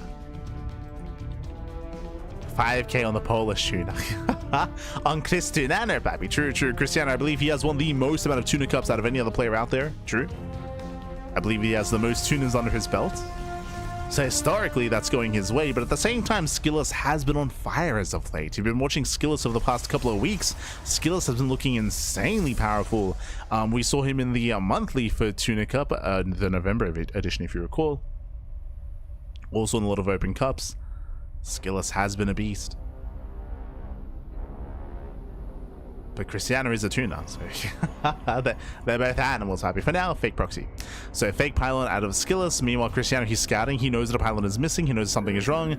And Cristiano, he will not scout the pylon. He's checking as diligently as possible with 2 probes out on the map, but he will miss the pylon. He will miss the fake proxy. As a result, it's forcing a more defensive setup here. We have double Stalker on the way from Cristiano, getting into quad Stalker. And again, does have an extra probe that is scouting, that is not mining. So a more inefficient start out of Cristiano. SKillous, he's checking to see if he did force an all-in. No additional production. As Cristiano is expanding. And SKillous should confirm. And he does. There we go. SKillous, he confirms the expansion. He knows that there's no one base all-in as a reaction. Shield battery is not yet on the way, but we have plenty of sentries. Plenty of force fields. Again, the pressure's on Cristiano. He throws down a proxy pylon. Let's go. Throws down the pylon. Still rallying across the map. He wants that sentry. He wants the sentry. And gets a shield battery. Not bad. Nice control. Pulls away the weakened Stalker. Gets one. And one sentry goes down. Gets a sentry. Gets another shield battery. We should be seeing more warp-ins. Oh, but he will lose one. Bit of miscontrol there by Cristiano. He'll lose one Stalker. He has to get the hell out of here. He has to pull away. He has to wait for reinforcements. And pylon has been scouted. And without a defensive shield battery here, the boys, they have to be pulled. Nice force field. Zones away the army. Picks up one of the Stalkers. He ends up trading. Another force field locks him down. And boys are falling. Shield battery is almost ready. Gasito. Oh my god, gets another Stalker. Another Stalker goes down. We have the slow warp-ins on the way. Cristiano is so close to breaking SKillous. So close. SKillous out of range of the shield battery. Ooh, we'll lose another. Down to 2 Stalkers. Uh-oh. Yeah, 2 Stalkers left. Warping in one more. Locks down one of the Stalkers. Down to 1. Down to 1 Stalker. Cristiano's done it. At this point, Cristiano, he has done it. We have the Immortal on the way. It just began. The army waddles up the ramp. Goes to the Artosis pylon. Depowers everything. Everything gets depowered. No. GG gets caught, and Cristiano, he overwhelms. He takes a lead in the series. GG. Ay. GG, well played. Hyper aggression here by Cristiano. He barely was able to punish SKillous, just barely. It was so crucial that he denied the first shield battery. It was a snowball out of control there. You saw that twice denied the first shield battery, denied the second shield battery, caught the first sentry, caught another stalker as well, able to break that natural just in time. We saw that SKillous was skipping some warp-ins, by the way. He was skipping some warp-ins. Why was that happening? Because SKillous was working on the Robo, working on the Immortal, and technically SKillous had the better economy, he had more mining, he had better tech. If he was able to buy enough time for the Immortal, then he would maintain his position. He would be able to take a lead and get further ahead from there, but he was gambling a little bit by waiting for the Immortal. So there was a window in time where Cristiano could try to break SKillous before the Immortal pops out, and then it was so crucial that he was able to retain his army and snipe those stalkers one after the other. GG, well played. Cristiano, he was on a timer and he got there in time. He was able to break SKillous in time, and GG, well played. With that, we are now getting into game number 2, and we'll see if we go to the ace match or if it all ends here and now. Let's go. Let us go. As spawning in the bottom hand corner of the Old Republic, we have the Polish Protoss player leading the series 1-0, representing Offside Esports. It is Cristiano. And spawning in the top right hand corner, we have his opponent. We have the red Protoss player for Team Liquid. It is SKillous.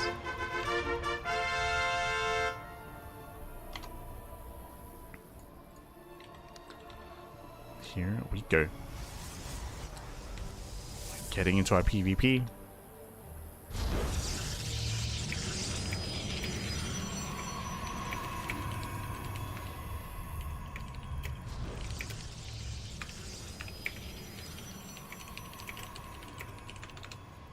There we go.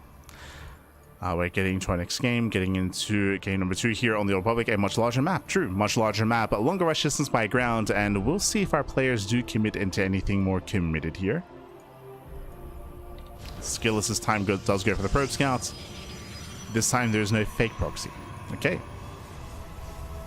There's no fake or real proxy pylon here by SKillous. Just checks in on Cristiano. Cristiano likewise, he moves out across the map. Yep, he's rallied to the natural. Everything's looking normal.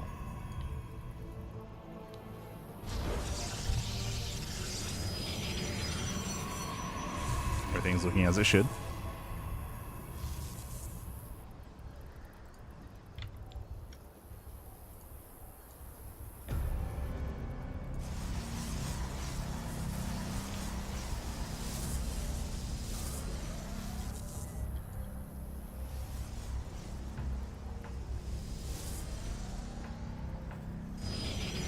Oh, okay, and we have our take of choice here. So we're going for a delayed expansion. Cristiano going for a Stargate opener. Okay, you have my intention. At the same time, does open up double adept, so he's going for double adept, most likely into quadruple adept into Oracle harass. So hyper harassment here, hyper aggression out of Cristiano. This is not an all-in, but this is built to deal economic damage. Meanwhile, SKillous being greedy, going for the faster nexus. So faster nexus going for a delayed tech himself, going for a sentry expand. So very greedy build here by SKillous. What does SKillous do? SKillous canceled the second unit. He canceled the second unit here, going for a single sentry into a hallucination, into a faster expansion. So late tech, late second gateway unit here, late army out of SKillous. Now the pylon does block the expansion. This will delay Cristiano. It also scouts the adepts. True. So SKillous, he's somewhat aware of what's coming his way. Here comes hallucination. You can see that Cristiano, he's hiding his follow-up adepts. There we go, adepts are moving out. Base has been thrown down, and the hallucination will scout all 4 adepts. So nice scouting here by SKillous. Confirms the adepts, and he confirms the Oracle. He sees everything.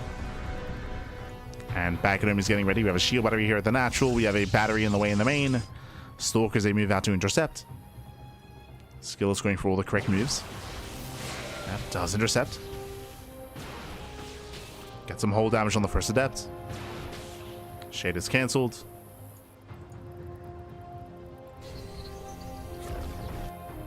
And so far, SKillous is getting away with his greedier build. So far, so good. As you can see, his base is already getting saturated. Meanwhile, Cristiano, his base is not even, it's not even done. It's not even done here. That's how far ahead SKillous is because of the openers. Now we have a second Oracle. Again, Cristiano is very committed. Like Cristiano, he has to get some damage done. Otherwise, he will play from behind and he will stay behind. So he's banking up his Oracles. He's shading in. Commits into natural. The Oracles are going for the dive as well, going for the economy. Okay. Yeah, let's go straight for the economy. Probes are being focused down one after the other, losing up to 9 probe kills. And 9 probes go down, not bad. And the Oracles, they get away. They dip into the main. They keep one-shooting probes. Oh, Skillous out of position. Oh no! Completely out of position. The Stalkers are late to react. Skillous, por favor. Este Nikita. Oh, yeah, a little bit indecisive here. Skillous, he's all in. He's all in. He's moving everything across the map. 15 probes go down, lost mine time as well, and Skillous, he commits. Now, on the one hand, Skillous did lose a massive chunk of his army, but, sorry, massive chunk of his economy, but Cristiano lost his army. Remember, Cristiano, his army count, his Stalker count is low because he warped in Adepts early on, and he just lost them. He just lost the Adepts, so his army here is minuscule in comparison to Skillous. Skillous, can he break through? So the sentries, as time goes on, we have extra warp-ins. Cristiano, he does have the, does have that economic lead. Stasis trap is thrown down. Skillous going for the shield battery, not bad. Does bring down the battery. Gets one, gets both, even baits out the stasis trap. Nice moves there by Skillous. And you can see Cristiano, he's in trouble. He's being zoned away. He's being zoned back. Losing a pylon. Getting bullied into his base, losing a Stalker as well. Better trades here, better control out of Skillous. Going for another stasis. Still reinforcing, still has that Stalker lead, but now we have the defender's advantage. Ooh. And Cristiano holds. Yeah, and Cristiano, he does hold on. Picks up the Stalkers one after the other. Did lose 2 probes, but Cristiano still maintains a greater economy, still maintains a greater probe count. Cristiano survives, and he still has a lead. That was close, though. That was close. That was intense. Uh-oh. And do you see what I see? Skillous expanding, and Cristiano not. Cristiano is going for the proxy. Back at home, what do we have? We have 4 gates back at home. We're getting a proxy 5th gateway across the map. Meanwhile, we have a 2-gate setup. Oh no, Skillous. He has no production. He has no production because of why? Because he's expanding. Skillous is building up into the mid game, and Cristiano is going for 2 base all in. 2 base all in. I believe it's going to be 2 base, 6 gateways in total. He has 5 so far. Just 2 base, 5 gate even. And the goal here for Cristiano is just to kill Skillous and to catch him with his pants down. The pants are down right now. Like, there's no production. The pants are down. Yeah, the Stalkers have arrived, diving on the army. Blink is done for both players, diving on the Stalkers. That's 3 Stalkers going down, 4 Stalkers going down, and Cristiano, he has done it. He has done it. He has broken the back of Skillous.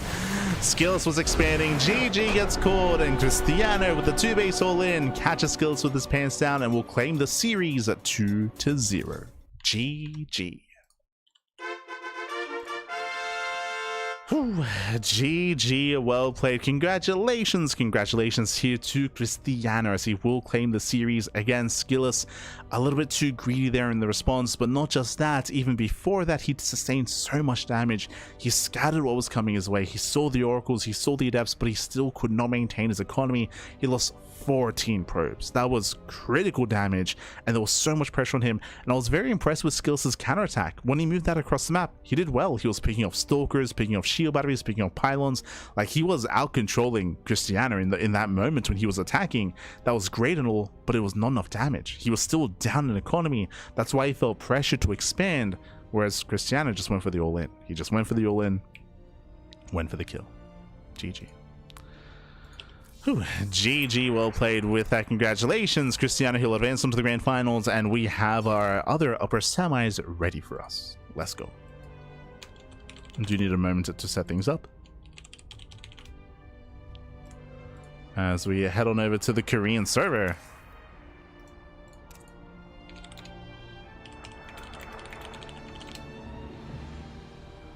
Here we go. Exclamation mark, be in the chat to have a look at it yourselves. Again, the upper semis is now ready for us, and they've been patiently waiting this entire time. Oh, it is going to be a rematch. TBT between ByuN and Percival. Let's go. We have that rematch. Again, as a reminder, last week Percival did defeat ByuN 2-1. Like, Percival did defeat ByuN. ByuN, he was knocked out in the semifinals. And now ByuN has his chance at revenge. If you remember, at the time we also weren't able to cast it. We were not able to cast ByuN versus Percival. The reasoning for this is because, if you remember, last week there was an issue when it came to the game version, when it came to the game itself. Last week there was a patch that was released. There was like a hotfix patch released on EU and NA, not in Korea, so the versions of the game was different from region to region, so we actually couldn't go to the Korean region and we couldn't cast the upper semis last week. Now the Korean version has been patched and now we can cover it, but that's why last week we failed, or we were just unable to cast ByuN versus Percival. But this week that's not the case. This week we can cast. Let's go. Let us go. We can cast, we can cover them. Veto's on the way. And we'll soon have our next series. Soon have.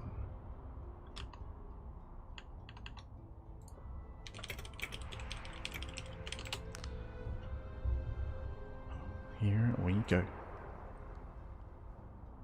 It's catching up. Oh shit, my papi. See the Polish fans in the chat. Let's go. For now, we're going to be cutting to a short break. It should only be a couple of minutes, but we're going to be cutting to a short break. When we come back, we'll have ByuN and Percival ready for you in the upper semis. See you soon. See you soon in a couple of moments.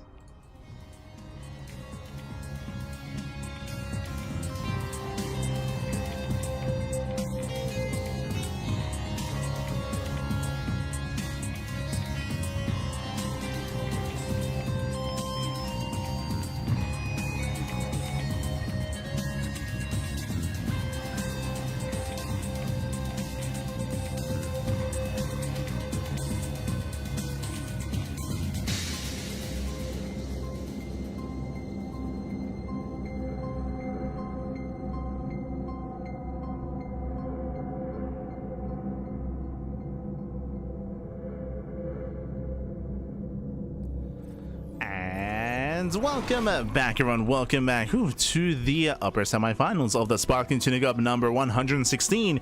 We already have Cristiano himself. Cristiano, he's already in the grand finals, waiting for the winner of the series.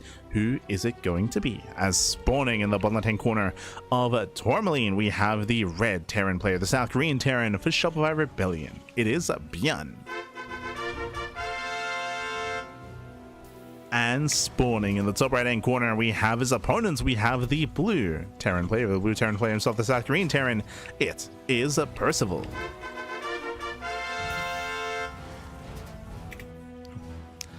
Here we go. As we're jumping into our Terran versus Terran matchup, as we're jumping into our TBT. Vámonos, papi, vámonos. And before I forget, if you're in the chat, you know what time it is. It is a Gamba time. Predictions are open. Place your bets on who you think will claim the series, bearing in mind that coming into this, ByuN is the favorite player, but he was also favored last week. And hey, Percival beat him. It went all the way to the ace match for Percival. He did cause the upset. He did bring ByuN down in last week's tournament. Can he do it again, or will ByuN get his revenge? Let's go. But now, double gas. So double gas opener out of ByuN. We do have ByuN going for a faster factory, going for a delayed CC. Meanwhile, Percival going for a single gas opener into a faster command center. So Percival is being more economic. Meanwhile, ByuN is being more aggressive. Or more tech heavy. Maybe a better way of putting it. So we have a differing opener here between our two players. They do differ their approaches.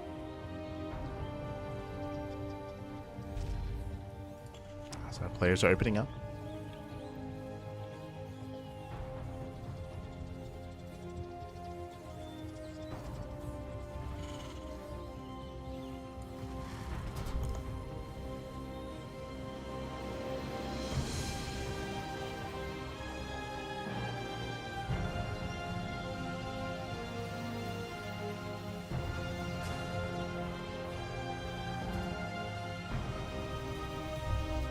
Meanwhile, ByuN scanning for a proxy, checking the third base location.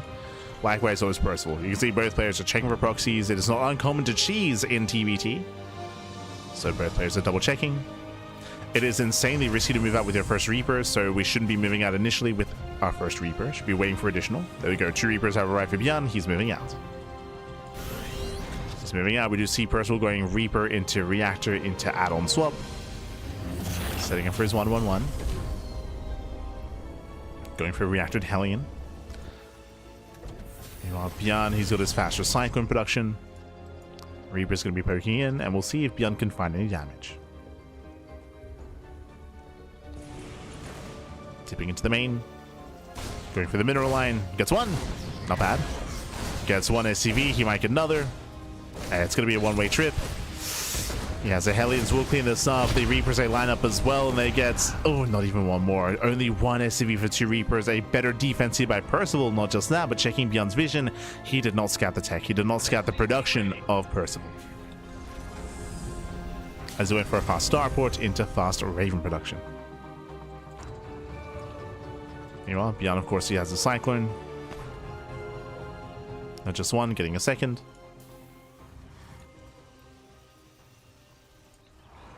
So defensively, ByuN, he should be fine against the Hellions, and even setting up for his own counterattack for his own Cyclone drop. Okay, so we have Cyclone drop versus Hellion Raven. These Hellions, they cannot really bring down the Cyclone, but they can throw in the mineral line. He's going for it. He's going for the SCVs. Gets one, gets two. But again, he cannot fight those Cyclones.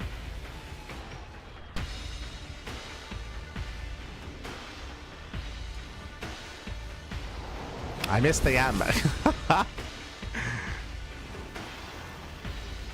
36, take the wins while you can get him, Pappy. I think it might be a good thing that you missed the Gamba, okay? You might... Calm down, Pappy, calm down. You have a problem. Este 36.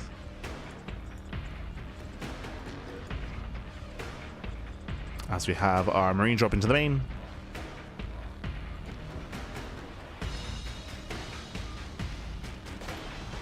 Oh, a little bit misplaced. There we go.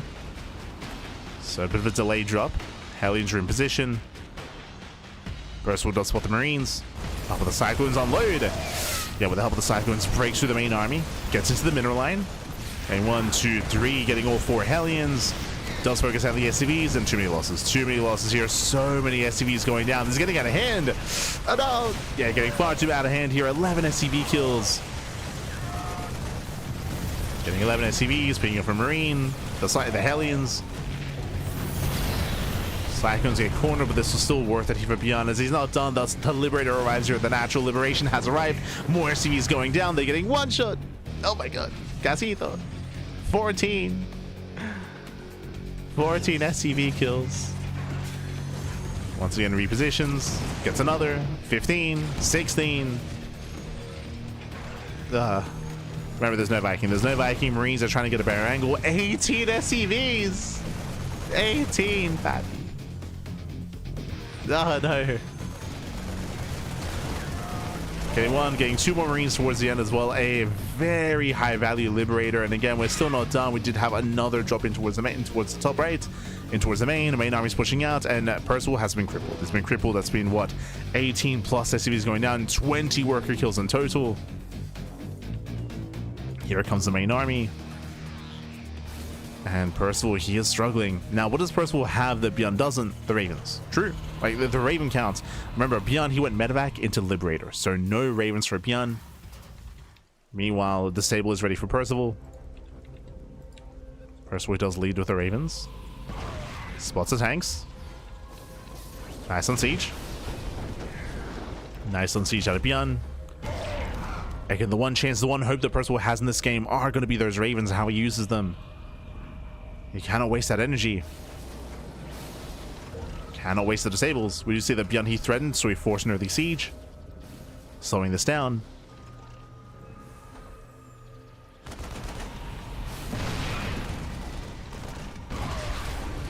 Once again, does force an earlier siege. Delaying, buying more time. There's a scan. ByuN does charge in.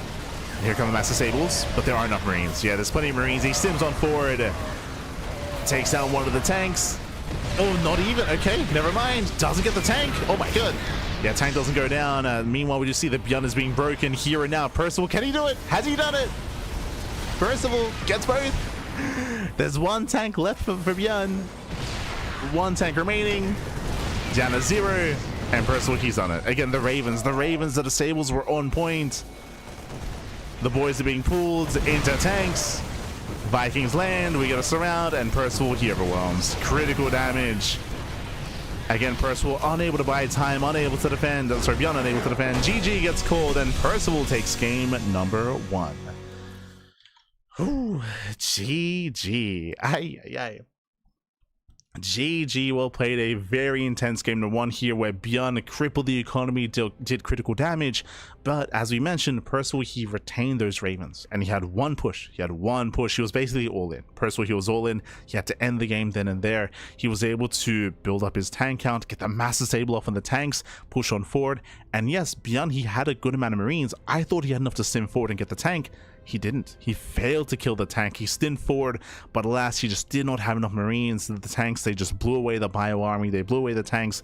Vikings landed. GG. Very close, very intense. Percival takes the lead, and now we're getting into game number 2. Let's go. Let us go. Whew. And again, very close, very intense, as ByuN, he just barely didn't buy enough time to survive. He was doing a great job at forcing the early sieges, but clearly he just needed a little bit more time for extra Marines. And now we're getting into game 2.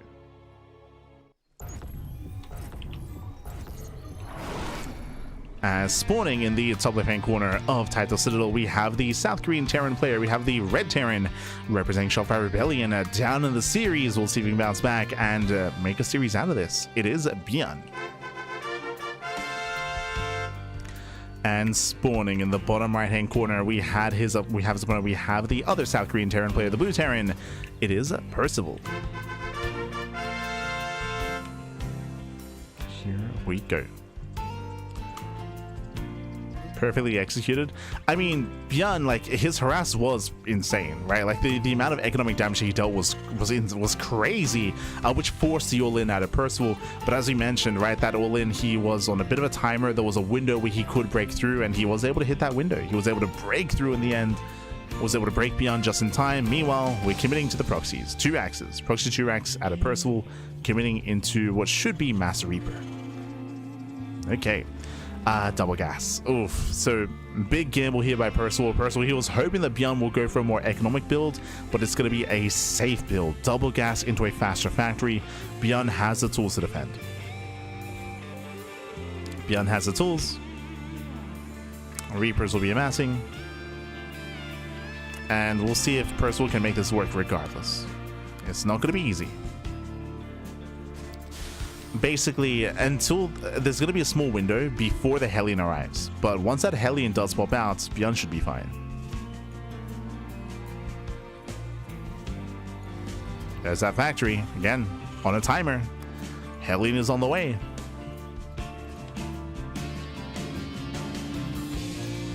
Now this will come down to the reaction to the unit control of ByuN. He has to make sure he does preserve his SCVs. And also preserves the first Reaper. If you lose the first Reaper, then SCVs will start going down. So it all comes down to the unit control.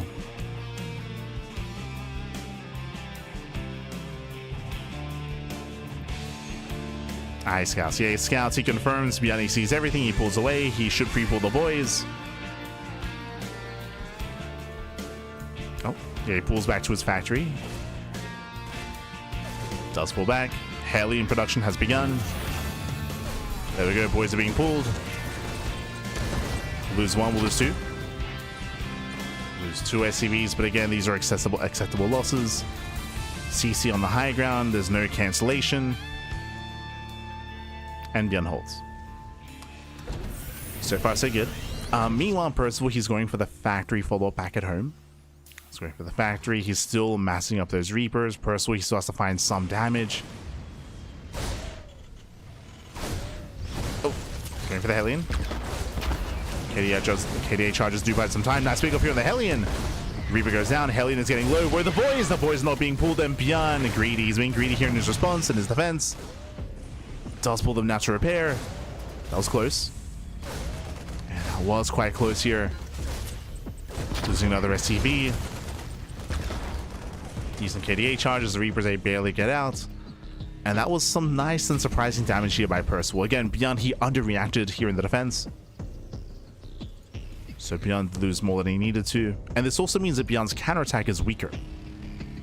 True. So a weaker counterattack.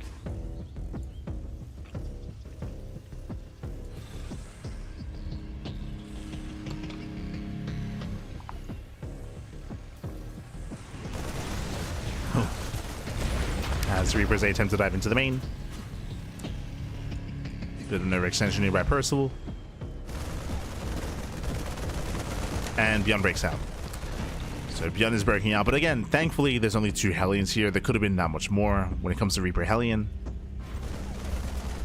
So the game will continue from here. We have ByuN going into his own Raven production. Percival going into his own Cyclone drop.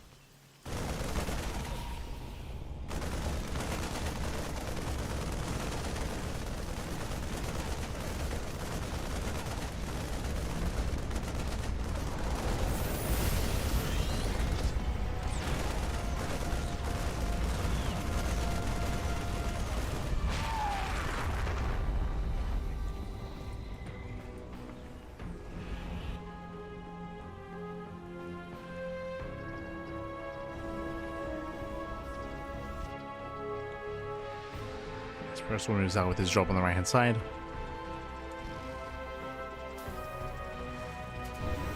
Again, there's still a lot of pressure on Percival to find some damage, but he's getting his own natural up and running. Technically, he does have a slight worker advantage. Here comes the Cyclone Reaper. ByuN's in position. We get a lock on the Hellions at least. Gets 2. Oh no! Logan on the medevac. He got baited in, and the medevac does get picked up. Better trade for ByuN. Ooh. As ByuN, he picks up the medevac, does pull away. Percival has to get the hell out of there. And that was a better trade for ByuN. Percival, he picked up Hellions. He got Hellions and some Marines, but he lost the medevac. From here, ByuN rushing to a 3rd CC into double eBay as well. Very greedy follow-up out of ByuN, rushing to upgrades and rushing into the expansion. Meanwhile, Percival going for his own 3rd CC as well. No double eBay there, so not as greedy as ByuN. Will have a comparable economy, if not even greater economy. But there's going to be better upgrade timings here for ByuN.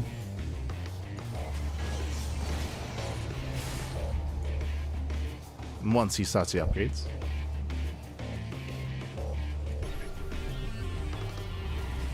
Yeah, scan reveals that the 3rd orbital is still morphing in. So Percival, he knows he can lift. He knows he can land. Now going for the add-on swap. Percival, he wants to get in position to delay the expansion. So again, Percival, he knows that he has a faster base, but he also knows that ByuN is expanding, so he's going to be moving in. And trying to delay the bases here at ByuN. Meanwhile, ByuN, he has faster 1-1 and he has faster stim. Just faster upgrades in general. That is a concern. 3rd base is being landed. Percival rotating into the natural, not into the 3rd. A bold rotation by Percival. He could have just gone for the 3rd base for more secure damage. Back at home, Ravens, they do pop off. Oh, brutal lock on. The Raven doesn't get away. Yeah, massive pickup. Percival losing 1 Raven already. Boys are being pulled. Lands 1 disable, but alas, ByuN should have enough. ByuN, he should have enough. He will break out. Cleans up every single tank. Spreads out the Marines. Not the cleanest fight here, but he does get all 3 tanks. And across the map, 15 SCVs. This is critical damage. Oh my god. 19! He's still not done. We still have plenty more auto turrets. 22 SCV kills. This is game-ending damage. Again, Percival, he was so cheeky and so committed to his move out. Traded okay with the main army, but he lost everything at home. 26 SCV kills. That is insane. There's still 1 more auto turret, by the way. Speaking of, yep, there it is. Auto turret gets thrown down. I think there's one more. Yep, one more auto turrets. 29 SCVs. GG. Yeah, GG gets called. Again, there's no recovering from that. ByuN, he will tie the series. We're going to the ace match. GG. Whew, we're going to the ace match again. Critical damage dealt by those Ravens. 29 SCV kills. That is insane damage. Percival, he had banked so much on his counterattack. He banked so much on his move out. And again, he was able to trade okay. It was an okay trade, but it wasn't worth it considering how much he had lost across the map. Had lost back at home. Those Ravens, they won the game there for ByuN. But even before that, ByuN was in a better position with the better upgrades, with the better timings. GG. GG, well played. With that, we're going all the way to the ace match. It all ends here. It all ends on Winter Madness. Is it ByuN's turn to proxy? Oh, maybe. Maybe.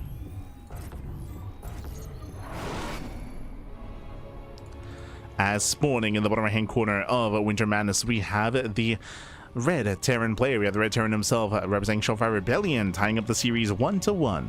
It is ByuN. And spawning in the top left hand corner, we have his opponents. We have the South Korean Terran player. We have the blue Terran. It is Percival.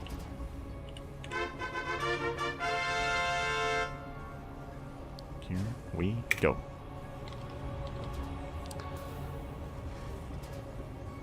We are building up as we are settling in. And again, welcome to Winter Madness. This is a much larger map of the map pool, much larger map, but longer rush distance by ground, and as a result, we are more prone to longer and later games. There's a higher chance that we're going to slow things down and build up into a 3-base economy. It has been a very aggressive series so far, and so far in this series, we have not actually embraced 3 bases. We've built a 3rd CC, but we've not actually properly secured and saturated a 3rd base. Not in this series, not yet. We have yet to really enter the mid game, but there's a high chance that it happens here on Winter Madness. For now, double gas. Double gas out of Percival, going for a faster factory. Meanwhile, single gas out of ByuN. ByuN going for something more economic. So ByuN is going for a faster CC. Economic opener out of ByuN. Percival going for something more tech heavy. Which means the pressure is going to be on Percival to find some damage, as he will have a lower SCV count.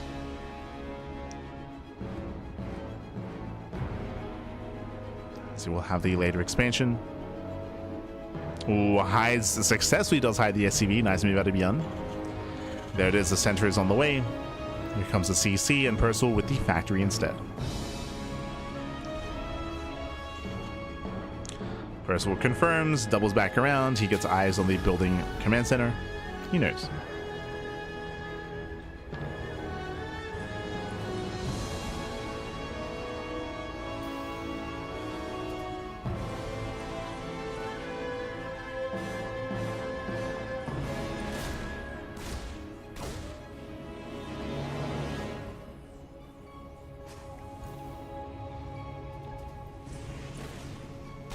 Reaper does break in.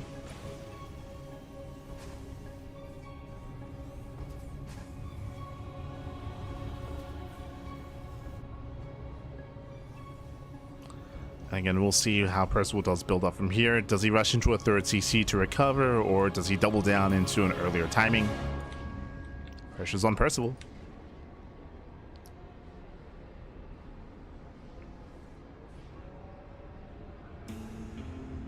Pressure is on.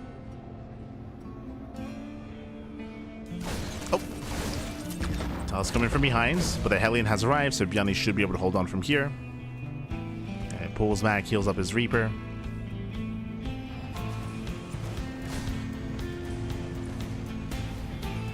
Percival trying to bait the armor within range of his Hellion.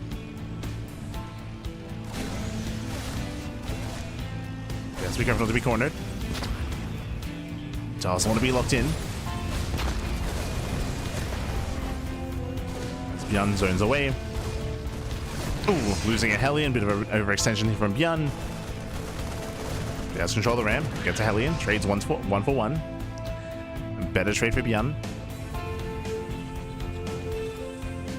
Over here we're building up our Cyclones. Ravens are on the way as well. Triple Reaper into the main. Gets an SCV. Gets 1. Gets 2. Ooh, barely. Yeah, 2 SCV kills and doesn't get a third. So nice defense here by ByuN as he loses 2 SCVs for 3 Reapers. And third base. And ByuN just building up into the mid game. As we mentioned before, there's a higher chance of us to build up into the mid game here on Winter Madness. Eyes are on Percival. Yep, there it is. Third CC. So both players are expanding. And it should be Percival the one to move out to try to apply pressure to delay the third base of ByuN.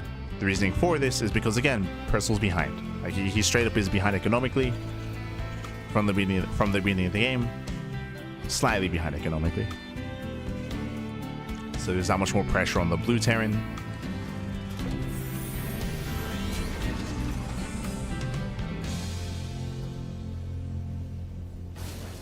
As he does have an earlier stim timing, true. So earlier stim here out of Percival. Meanwhile, ByuN is going to be delaying stim in favor of double eBay. This is greedy here by ByuN. He got away with it last time. We'll see if he can do it again. So fast 1-1 upgrades. But late stim. Percival building up himself as well. Okay.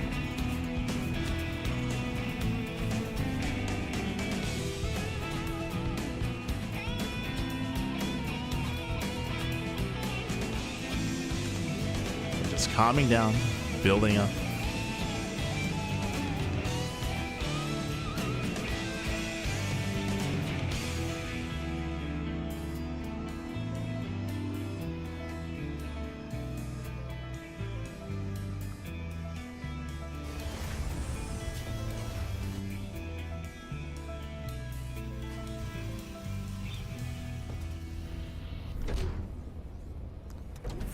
Scanner goes to third base. ByuN is now expanding. Percival is aware, but he doesn't really have much to work with here. So we're just taking out third bases. As we mentioned, for the first time this series, we're getting into the mid game. We're building up our 3 bases, building up the economy, amassing an army. And now it's going to be all about positional play. Okay. This is where, even though we have our advantages, disadvantages, it all will come down to how our players do rotate on the map, how they outposition their opponents. Doom drops become available, even trying to siege up in front of your opponents, ahead of your opponents. Getting a better fight to better engage.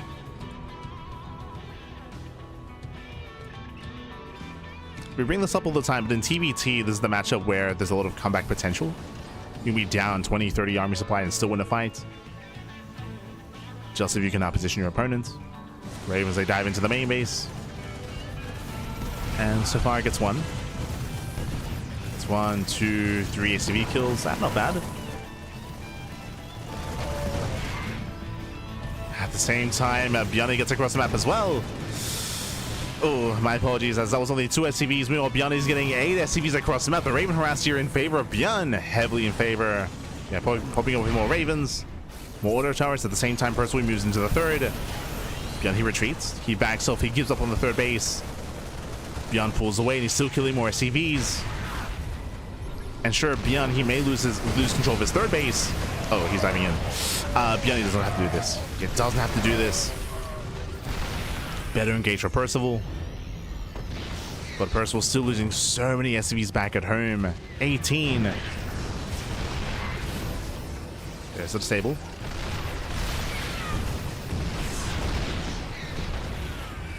Yeah, he does siege up within range. Auto Tars is still popping up. ByuN still has a better economy. But he's bleeding off SCVs. Killing 24 SCVs across the map. The Ravens, all 3 of them are still alive, by the way. ByuN wants to break out. He sims. Yeah, he sims forward. Bold move by ByuN. He's going to lose all 3 tanks. Yeah, not the play to go for here. ByuN, even though he cripples the economy, he will lose every tank. And Percival, he might just end the game here. Again, ByuN was just getting too ambitious. A little bit too aggressive. Too soon. That happened twice here. ByuN, he was premature. He's premature, Pap. He's still killing SCVs, by the way. Still killing workers of Percival. He has a massive army. He's coming in with reinforcements. Oh, tanks are exposed. Yeah, tanks are exposed. Gets one, gets two, tanks are free. Nice cleanup out of ByuN. These reinforcements were too late. Reinforcements, they were too late for Percival. He couldn't protect his tanks. Percival sneaking up the ramp. Oh, does siege up in time. ByuN's out of position. Okay. Yeah, ByuN is out of position. Percival collapses in. He has more Marines. He has reinforcements, and Percival, it looks like he barely gets on top of the tank. Just barely. So did ByuN. Yeah, so did ByuN. We're getting messy. Getting very messy. Ravens, they made it back home. Uh-oh. The Ravens are here. The hero Ravens. And as the dust settles, we're actually in a pretty similar position here, because ByuN the entire time has been stuck on two bases, been bleeding out SCVs. Percival, he's recovered economically. Meanwhile, he walks into the natural, killing more workers, just making sure that he has recovered. So nice SCV kills. Percival, he just has to calm down. He just has to calm down from here. A regroup. ByuN moves out. Ravens are exposed. Oh. Yeah, Ravens are exposed.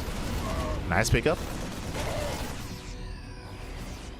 Percival, he pulls away. ByuN pushing up the ramp, going for his own disables. Does catch both tanks. Very nice. Oh, with sheer numbers, with sheer Marine. ByuN is breaking through. Boys are being pulled into their deaths, and ByuN with the mass bio army, he's stimming in. He stims and he wins. No defensive tanks. Percival, he was caught with his pants down. It was caught out in the open. He lost his two tanks, and from here he would barely lose the game, losing 19 SCVs. Critical damage, and this time there's no counterattack. This time there's nothing to backstab ByuN. Ay, ay, ay. And again, Percival, he almost had it. He almost had it across the map. The one moment where ByuN was able to get those two free tanks, that was the moment that ByuN stabilized. And Percival, he just barely didn't have enough.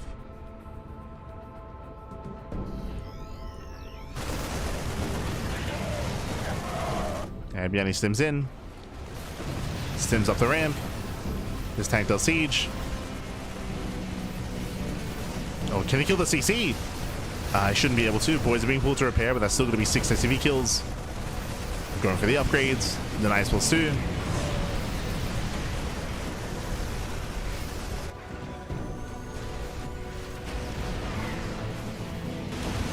Yes, Percival, he will lose his natural. And Percival, at this point, he is on that copium here. I mean, Percival, he's supply blocked. He's down in workers, down in army. He cleans up this portion of the army for ByuN. That is true, but ByuN is on 4 CCs back at home. He's on 4 bases. ByuN 3-3 is almost done. Plus 2 is still finishing up here for Percival. I did mention earlier that in TVT there are ways where you can win a fight even if you're down in supply, but at this point we're down, what, 40, almost 50 supply? I mean, that's quite a lot here.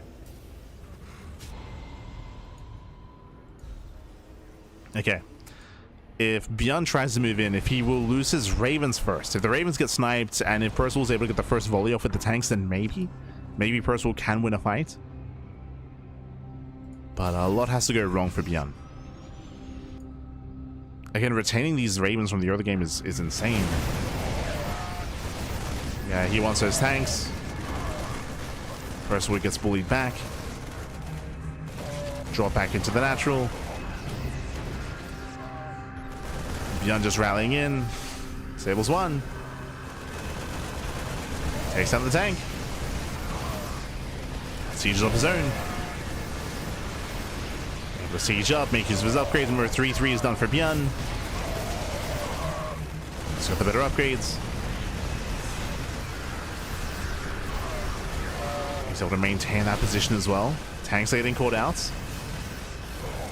Percival once again barely holding on. He's surviving. ByuN's almost maxed. Ah.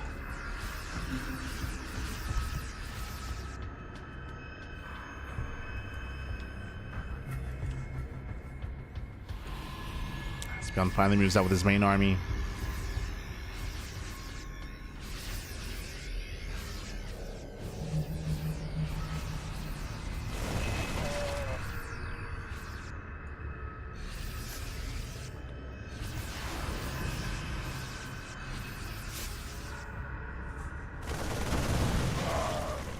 As the death ball of the army has arrived, ByuN, he is maxed out at this point. Pushing into a siege line is not going to be easy, but that's what the Ravens are for. Disables 2 tanks, the boys are being pulled, and ByuN, he has broken the back of Percival. The final fight, the final engage. GG gets called, and ByuN, he will take the series 2-1, advancing on to the grand finals. GG. GG, well played. Congratulations, ByuN. He will claim the series. He will advance on. A shout out to Percival for making a series out of this and for having some really close games. Fun fact, the one game that Percival won and this final game as well were very similar.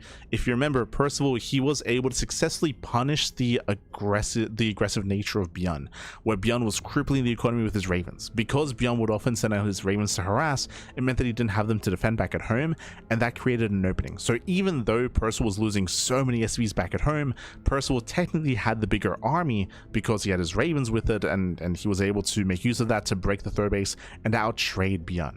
And that led into the win initially earlier in the series in game 1. It also led into almost the win here in game 3 as well. It was the same kind of game, where Percival, he was just losing all these SCVs at home, but he was able to take a better fight as a result of that. Better main army engage, I should say.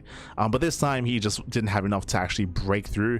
It was very close. As we mentioned, there was a moment where Percival, he didn't reinforce his army, he didn't reinforce his tanks. They got exposed, he lost 2 tanks, and then ByuN held. GG.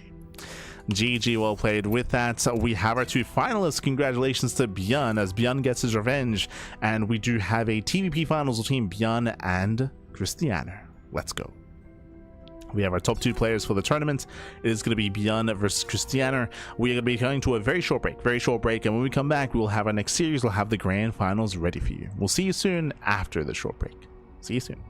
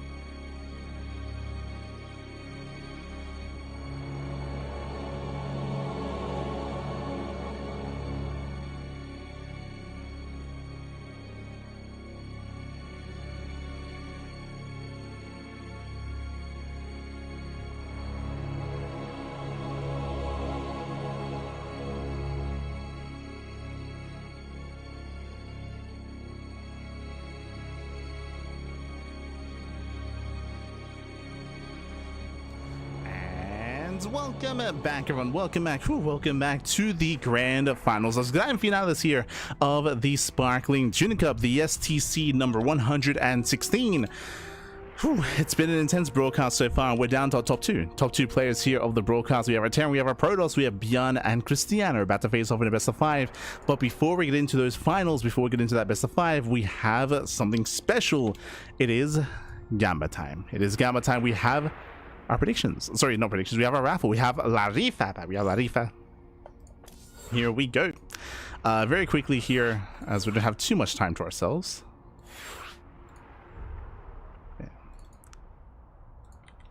We don't have too much time here, but we do have the raffle that is being set up.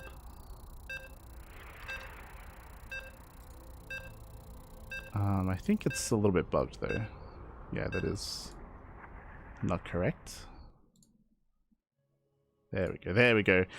We have our raffle. We have 16 players. We have 16 eligible players for the random raffle this week. For those that are curious, we have 5 USD. We have 5 USD that is available to one of our 16 players. And this week, un momento. This week, our random raffle.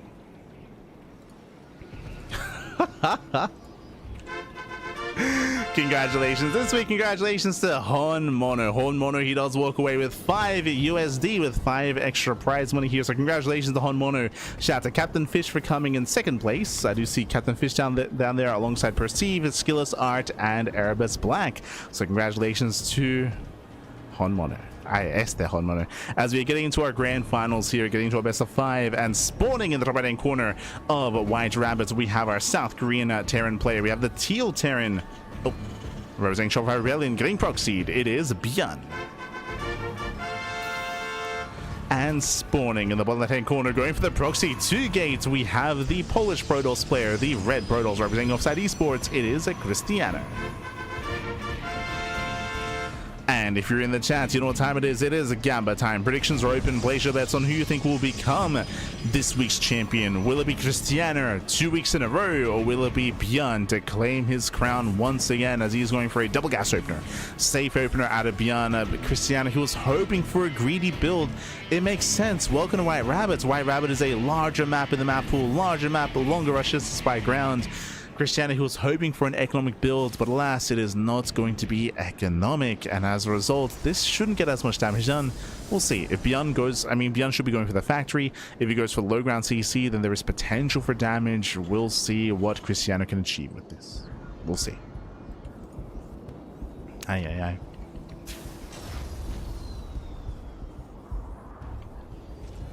As we have our 2 zealots on the way.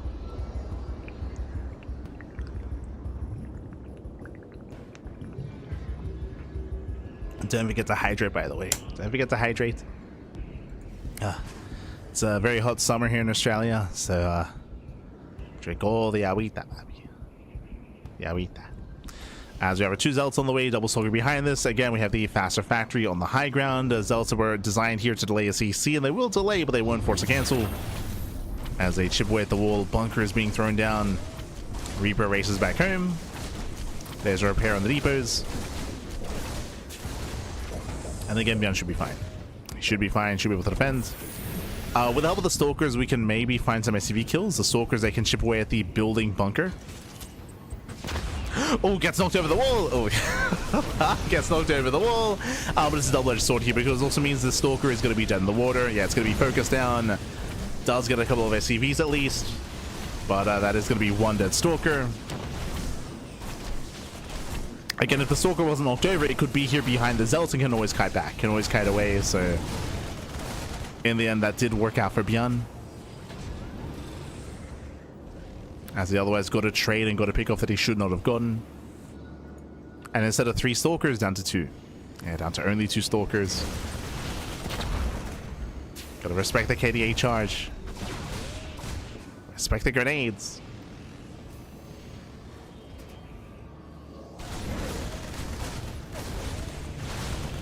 Oof. Yeah, as the Stalker gets hunted down, massive pickup. Takes down another Stalker, and things are looking dire for Cristiano. Things are looking dire. As Cristiano, he's trying to expand, trying to build up his own natural. ByuN has already almost got his own CC up and running.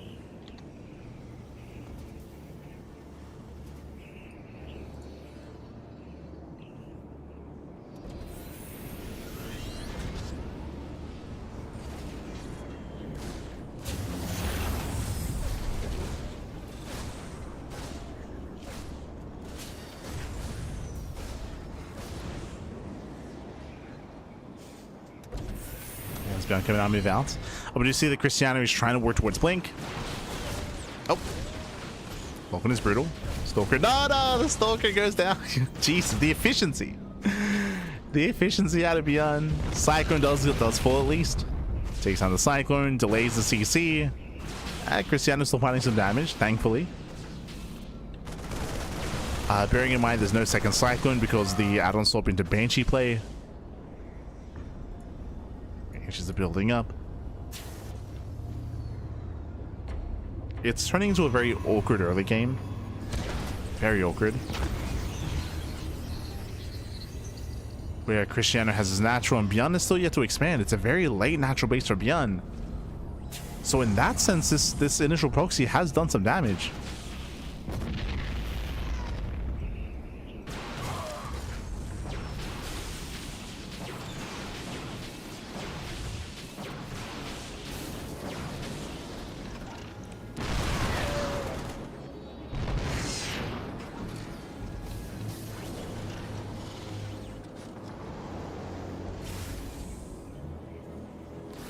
As ByuN has his tank, he finally secures his natural. It took a while, but it's up and running.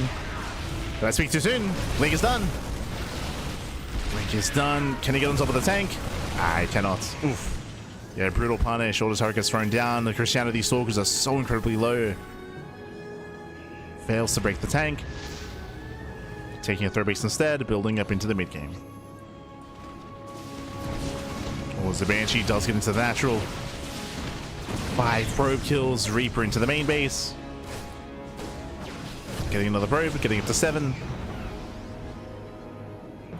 So forces the recall, cripples the economy. ByuN so far looking good. It's up in economy. He's on his 2 bases. Cristiano, he has some catching up to do. And the third will help in recovering, but can still has to recover.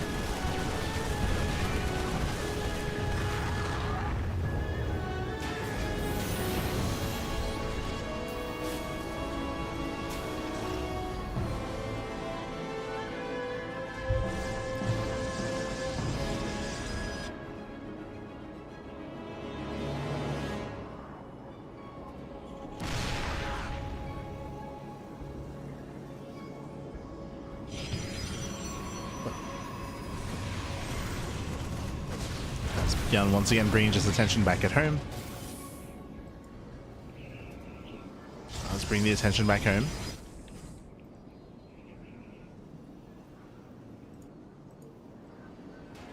Waiting for Stim. Again, ByuN, he shouldn't move out without his upgrade, so just waiting for Stim, +1. Then he can break out. Whether or not he commits into a 2-base all-in, that would be the case. Third CC. Third CC is on the way, so ByuN is building up into a longer and later game. We're about to slow things down. So I'll be honest, up until this point, it's been a very aggressive night of StarCraft. We have yet to really experience the mid game. It hasn't happened today. It hasn't happened in any of our matchups. I mean, that's just been the meta. As of the recent patch and the recent map pool, we've just been seeing a lot of aggression, a lot of all-ins. But finally, for the first time tonight, we're slowing things down. We're building up into 3 bases and looking to slow the game down.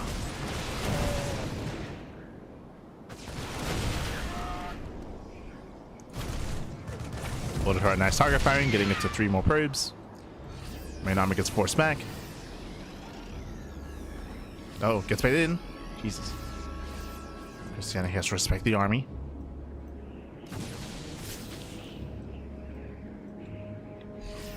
And tanks are pre-sieged.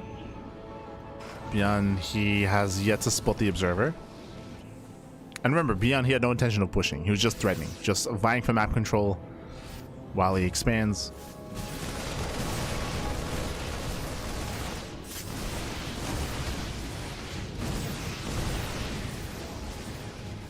Cristiano trying to get behind the army. He wants those tanks. He doesn't find them. Nice movement out of ByuN. Yeah, he's still here in position. He still will protect those tanks.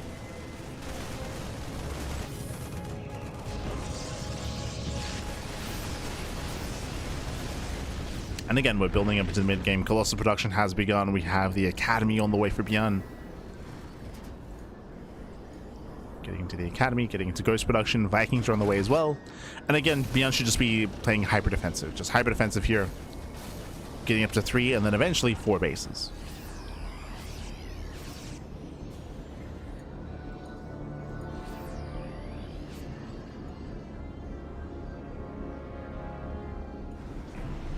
Meanwhile, Cristiano going into triple robo production. This eventually turns into triple disruptor production. This is Cristiano's go-to mid-game. It's to build up into mass robo, to mass disruptor. He does control them well. And ByuN should be building up on tanks, Vikings, Ghosts, eventually Liberators, eventually turrets, sensor towers. Walling up.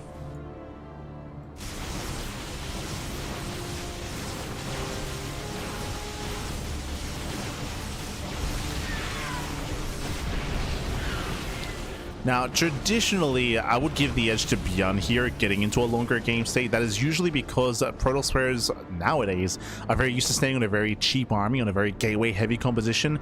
But because Cristiano is going triple robo, triple disruptor, he actually has a lot of potential here to actually outtrade ByuN.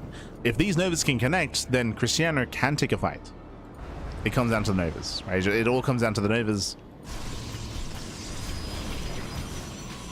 It all comes down to the disruptors. Army moves out. First Nova goes up. Raises the army. Second Nova. Ooh, no major connection. Yeah, a little bit premature there by Cristiano. He's panicking. Cristiano does panic. Disruptor goes down. And ByuN is going for the kill. He's going for the throats. Again, the Novas were not good enough. They were not good enough, Pappy. And with that, he has broken the center expansion. Takes down the Disruptor. Zones back the main army.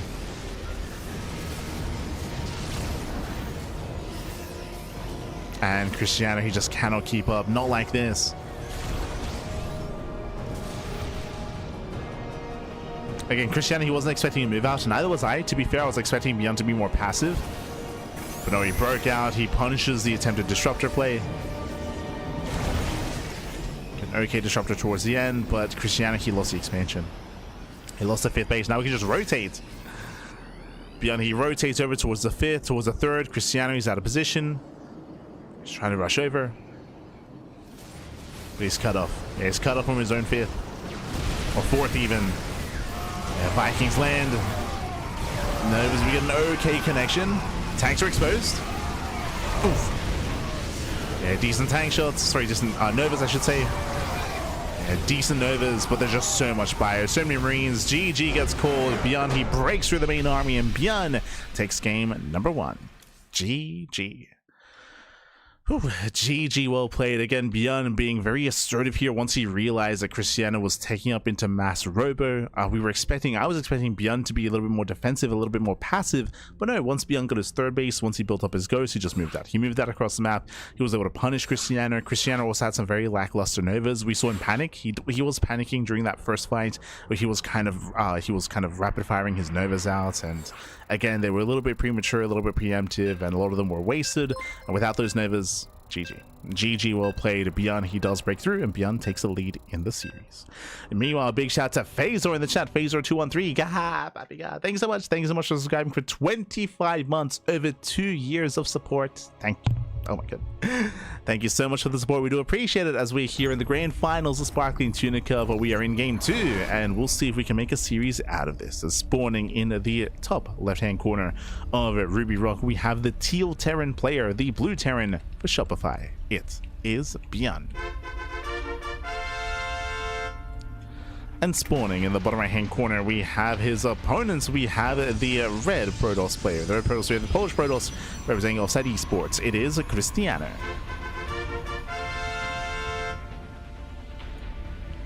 We go.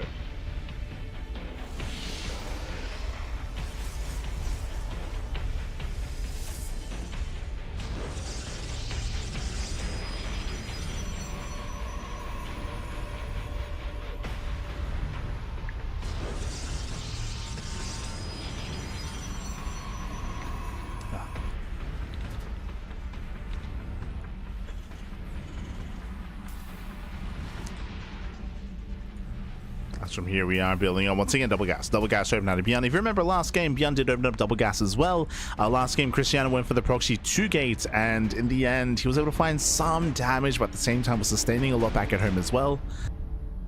Due to the counterattacks, the Raven harass, the Reapers.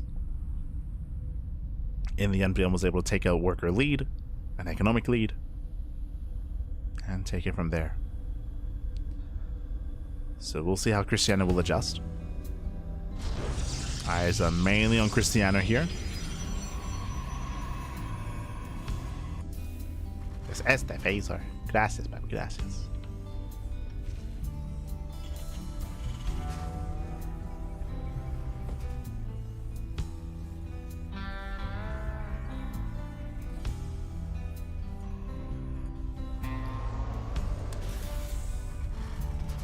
ByuN is going for, again, double gas into a faster factory, into a delayed CC. Cristiano this time just going for an economic opener. No shenanigans, no proxy.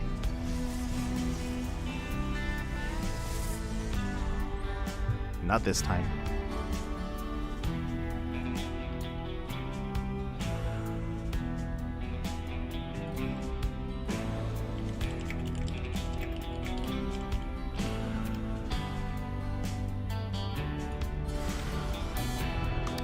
As we have our tech of choice, it is going to be a Twilight Council open out of Cristiano. Should be working towards Blink.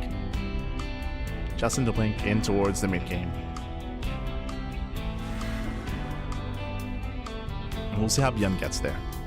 Right, it wasn't just the, my apologies, it wasn't just the Reaper harass from last game, it was the Banshee, true. The Banshee was also finding a lot of damage last game as well. The Banshees. It's okay, ByuN the edge. After he cashes the first adept, nice pick up here by ByuN.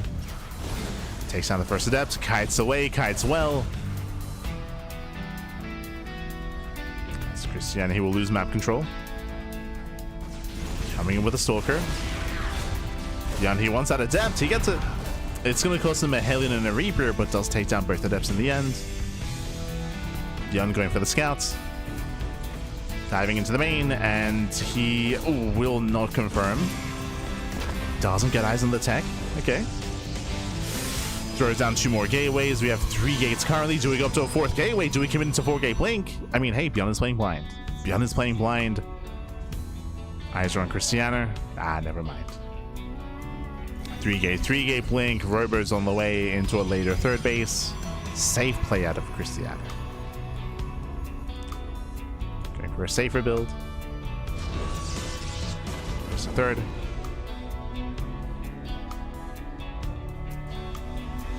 Now, the downside of Cristiano losing his adepts is that he has no vision. He has no vision. He has no scouting. Probe moves out. He has the Stalkers ready in the main, and they happen to be ready in position for the drop, thankfully.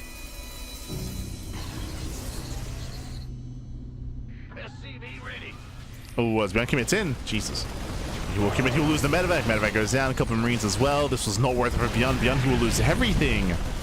Ay, ay, ay. Este ByuN. Nice win for Cristiano. As ByuN, he second-guessed himself, he poked in, pulled away, and then he lost his medevac. ByuN had a late reaction to the Stalkers. And Cristiano, he can now freely move out. Back at home, ByuN building up his tanks. And again, ByuN, he should be stuck at home for the near future. Once again, it should be Colossus from Cristiano. Again, his go-to is to go into the mid-game into triple robo production, so we're expecting to see Colossus into Disruptors again out of Cristiano.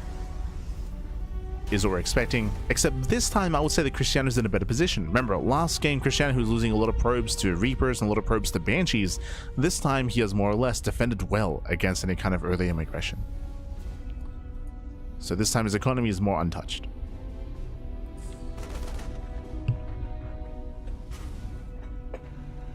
So a cleaner early game out of Cristiano this time.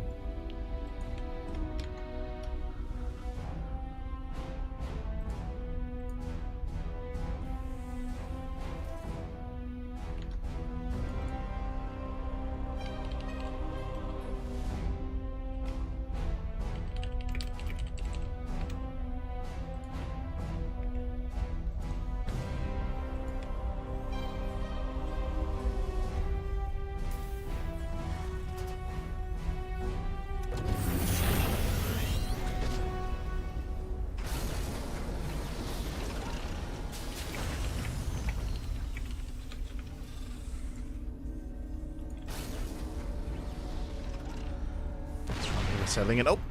Again, Cristiano has to be careful. Has to be careful to be baited into the tanks. We'll lose the observer. Nice pick off by ByuN. We have the 4th base on the way. Interesting 4th base here by Cristiano. It's very isolated. Up to the top side.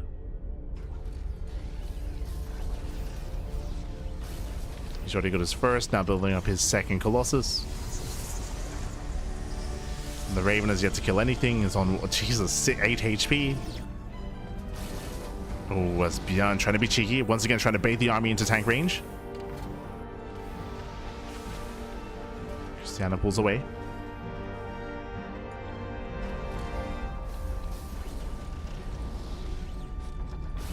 Oh! ByuN, he gets a volume. And massive shot gets 2 Stalkers. 2 Stalkers go down. Again, nice bait there by ByuN. Being very, very intentional with those tanks. Getting some nice volleys. Cristiano has to pull away.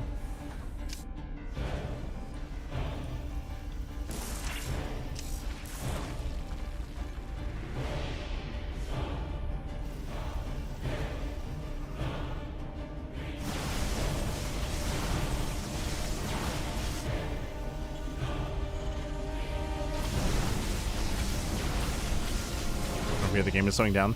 Now, if you recall, I did mention that I expected to see Cristiano going to triple robo again, but that isn't the case. Cristiano stayed on 1 robo and instead is going for a massive gateway explosion. And as you can see here, no gases. No gases at the 3rd base, no gases at the 4th base. He's going for a much more traditional form of mid-game from in PvT, which is Mass Zealot. It's just Mass Zealot, Mass Gateway. Previously, he was going for a more gas-intensive style. Not this time. So again, much more Zealot heavy. Meanwhile, ByuN, he has a Sim City. Nice wall off so far with the depots. Got his tanks, his Widow Mines, sensor towers as well. ByuN so far is just turtling up.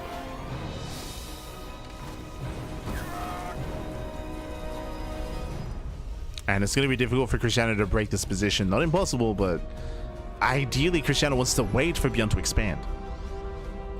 As the Terran player gets a 4th base, they spread themselves thin. And they have to split their army between 2 expansions. Right now, everything is centralized here at the 3rd, so it is easier for ByuN to defend. As well as charge into the main base, hitting 6 probes. Cristiano, does he just go in? Again, it's such a risky maneuver. Yes, Cristiano is up in supply. Spots the tanks. He's going for it. He commits in. Brutal choke point. Zealots, they cannot engage. Force field working against Cristiano. And he bleeds off a massive chunk of Zealots. Bleeds off Zealots, rotates around looking for a better angle. But once again, the army is centralized. Now it is more open here towards the south side, true. It's more open. Vikings, they just go to town on the Colossus. Nice pickup, nice save. So Cristiano has repositioned. Again, ByuN is more vulnerable. Nice Widow Mine shot. Zealous take a lapse in. Nice EMP. EMP goes off. Vikings, they get 1 of the Colossus. They get 1, they get 2, but the Gateway Army breaks on through, takes down both tanks. Do we have enough Zealots, though? Nah, not enough. Not enough Zealots. With that, ByuN, he holds. He shuts down the army. A couple of Zealots, they peel off into the mineral line. But Cristiano, he has not broken through yet. We're bringing more Zealots. Trying to get on top of the Marauders. Some decent trades, 14 SCVs, he gets all the Vikings. Up, oh, not bad. Gets all the Vikings, has to get the hell out of here. Has to pull away and kills 15 SCVs. Now what's scary is that ByuN still has an equivalent SCV count. That is insane. Ay, ay, ay. ByuN is working on it, it's fine.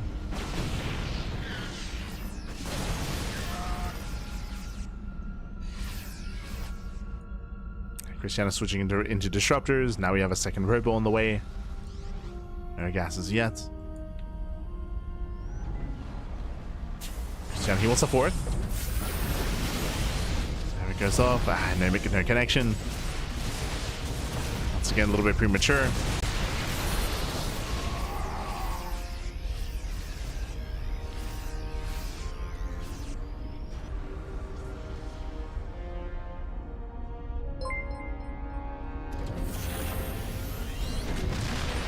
Christiano rotates to the third, blinks in, gets the tank. Tank goes down, nice target firing on the Disruptor. Colossus has arrived. Remember, the Lightning Out was reset. The Colossus can go to town. Nice damage to the Colossus. Cristiano, can he break the third? Is still very close. Nice EMP. Nice EMP, but the Colossus does kite back. Picks off more Marines, but there's just not enough buffer here for Cristiano. ByuN holds. ByuN is holding, getting his fourth base up and running. Meanwhile, big shout out to Quinton Suit in the chat. Gah, baby, gah.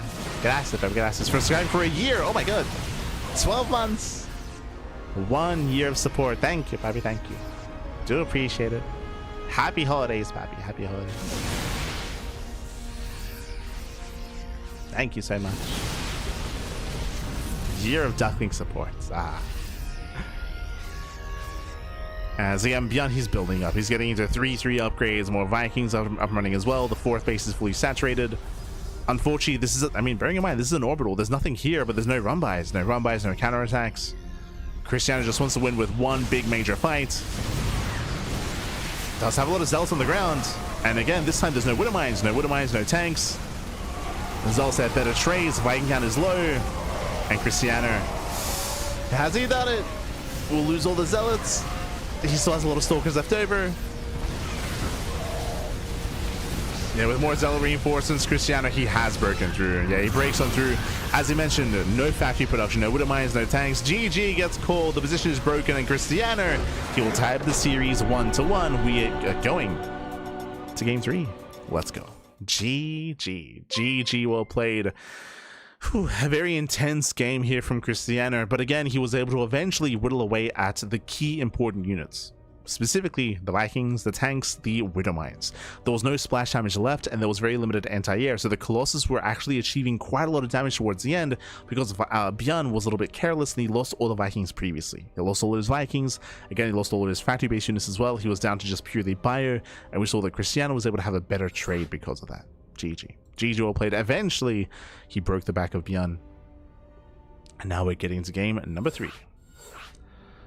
Whew. Hi.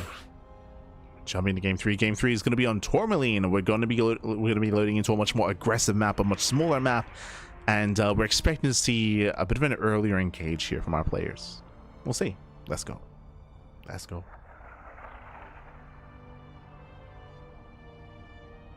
we're getting into our next game. Too many Marauders? I mean, kind of. Like, if you're asking for more Marines there, I mean, they would equally, like, be killed even faster. You do want a high Marauder count. It's just the supportive units that you do need to be able to maintain that kind of position when it comes to your factory units, when it comes to your starport units. I would not say that the bio army was deficient in any way. Like, no, it was solid. We're just lacking kind of other aspects. You could argue actually that the army was fine if we just had a higher Viking count. If ByuN, if he was able to retain his 6 Vikings from earlier, then most likely ByuN holds there, because then the Colossus are not getting anywhere near as much value, anywhere near as much damage.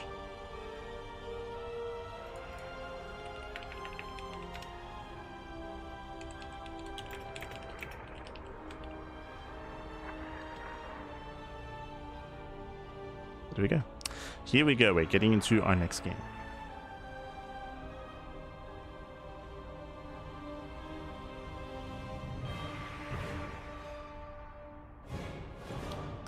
As looks like our players need a moment. They need a moment.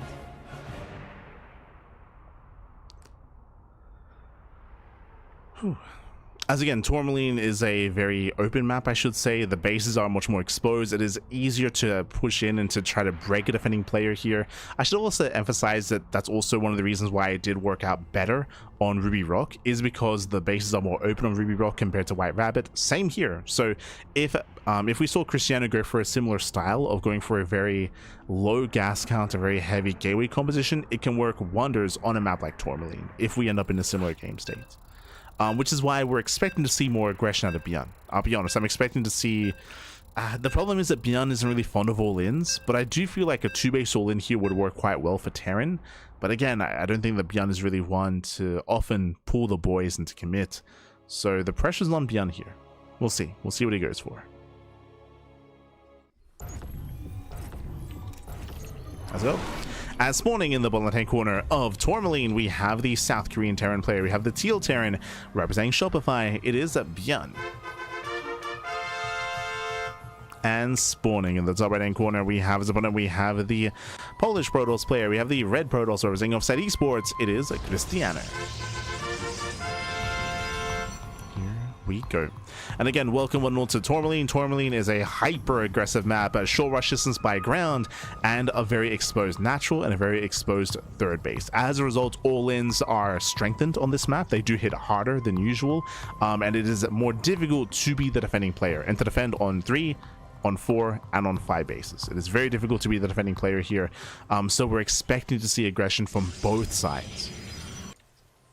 Who's going to strike first? I'm going to say that I'm expecting to see aggression from the side of Terran. Honestly, Cristiano can just play standard, can just play regular, safe, standard, and build up into the mid game, and then be hyper aggressive in the mid game instead, and punish a player trying to defend on 3 and 4 bases. Like, Cristiano can go for later aggression and be quite successful with it, which is why we're expecting to see something different from ByuN before we get to that kind of game state. We'll see. We shall see. For now, once again, double gas. Every game so far, every game it's been double gas out of ByuN and going for the faster factory. We have yet to see a more greedy or economic build out of ByuN. We were most expecting it on White Rabbits, which is the game that Cristiano proxied on, if you remember. But ByuN did play safe on White Rabbit as well. I mean, especially after what happened in game 1, I don't really expect to see ByuN really mixing things up too much in the early game.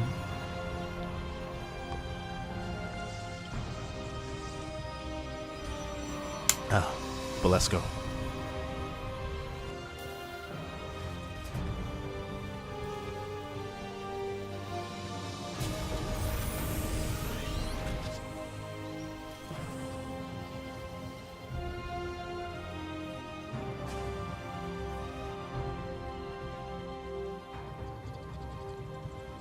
As we are opening up Reactor Reaper Hellion, okay. It's that CC on the low ground.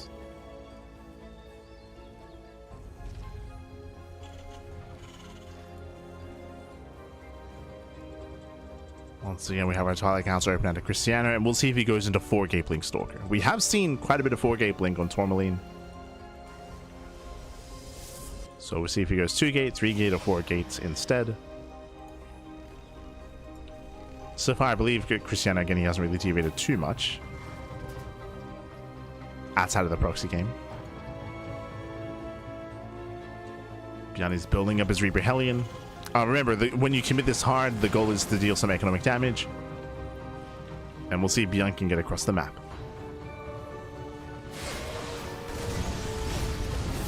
As the Deb stage try to pick up the Hellion, they will. Hellion goes down. He gets 1. Only 1. Only 1 Hellion, but again, that does take away a bit of the backbone here of the army. ByuN moves out. Cristiano, he's walling off. Yeah, you can see here he's just going for the full wall off. Nice reaction by Cristiano. This army shouldn't get any damage done. Of course, the Reapers can still bypass and go straight into the main base. Or even straight into the natural. Yeah, there is a Reaper cliff. True. There is a cliff face. Dives into the natural. Cristiano out of position. No, yeah, he's out of position. Probe's going to be going down.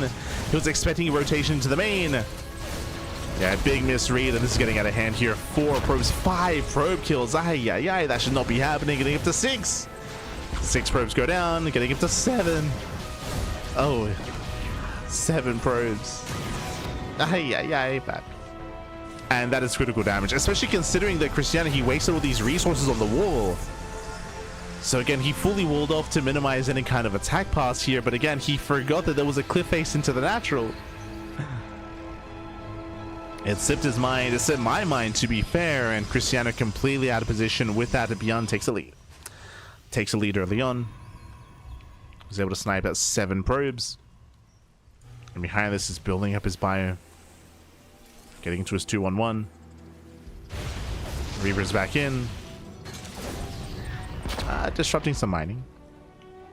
But nothing major. The mine drop follow-up.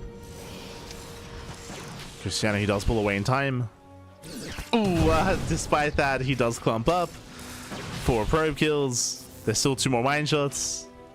Getting up to 5.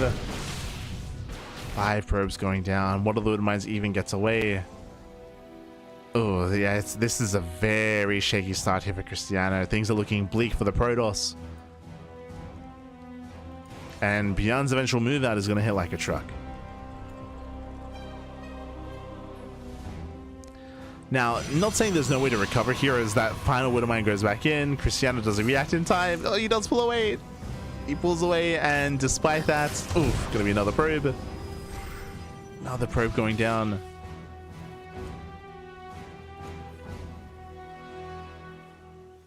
Cristiano, yeah, he spots the bunker. I don't see him achieving much damage here. I mean, there's a tank. Stalkers, okay, they go behind the mineral line. At the same time, auto harassing to the main. Oh god, oh no, it's getting out of hand. It's becoming too much, Pappy. 4 more probes. I'm afraid. Look, how many in total? 16. 16 probe kills. That's an entire mineral line, by the way. That is too much damage. Does ByuN go for a ByuN move out? The answer is yes. This is a little bit risky by ByuN. Basically what this is, ByuN, he should, or most players would just wait. Wait for what? Wait for stim. You just wait for stim and then you push. But ByuN is pushing pre-stim. And he does get 3 stalkers. Oh god, it's worth it. GG gets called, catching 3 stalkers. And ByuN, he will snowball into a win. He will take a 2-1 lead in the series. GG.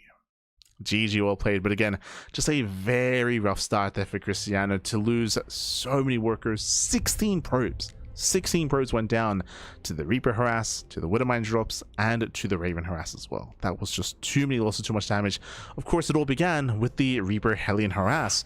If you remember, Cristiano, he saw it. He saw it coming. He saw it coming ahead of time. That's why he killed the first Hellion, and that's why he fully walled off. He made a full wall at the natural, and he rotated all of his stalkers into the main base, right? So he thought he was safe. He was like, okay, I've got a full wall in the natural, stalkers in the main, I'm ready for anything. But there was a Reaper cliff into the natural, which I had forgotten, and it did slip Cristiano's mind.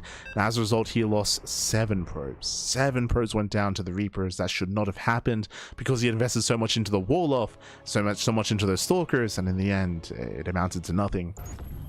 That was the beginning of the end there for Cristiano, and in the end, GG.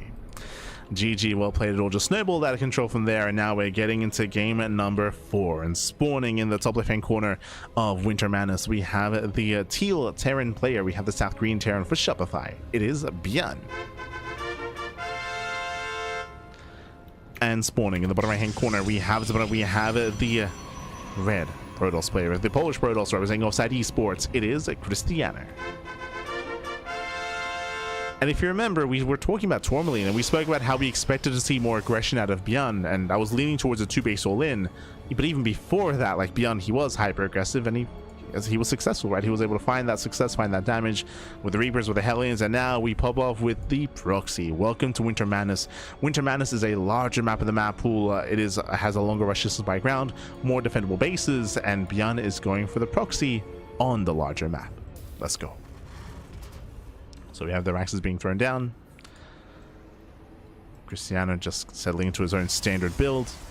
Again, there's a higher chance that Cristiano cuts corners and goes for a greedier start, so ByuN is hoping for that. He's banking on that. So he has this gas mining. First Rax is almost done.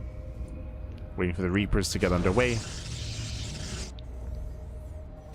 Oh, never mind. My apologies. Single gas is going for the Proxy Marauder instead. So it's going to be a bit of a later timing here from the side of ByuN. But Cristiano sees nothing. He went Gate Expand. Yeah, Gate Expanded to Cyber Core. That is a Nexus before the Cyber Core. This is a greedy build out of Cristiano. This means later Cyber Core, later Gateway units. He's going for the Probe Scout. He's checking the 4th base location.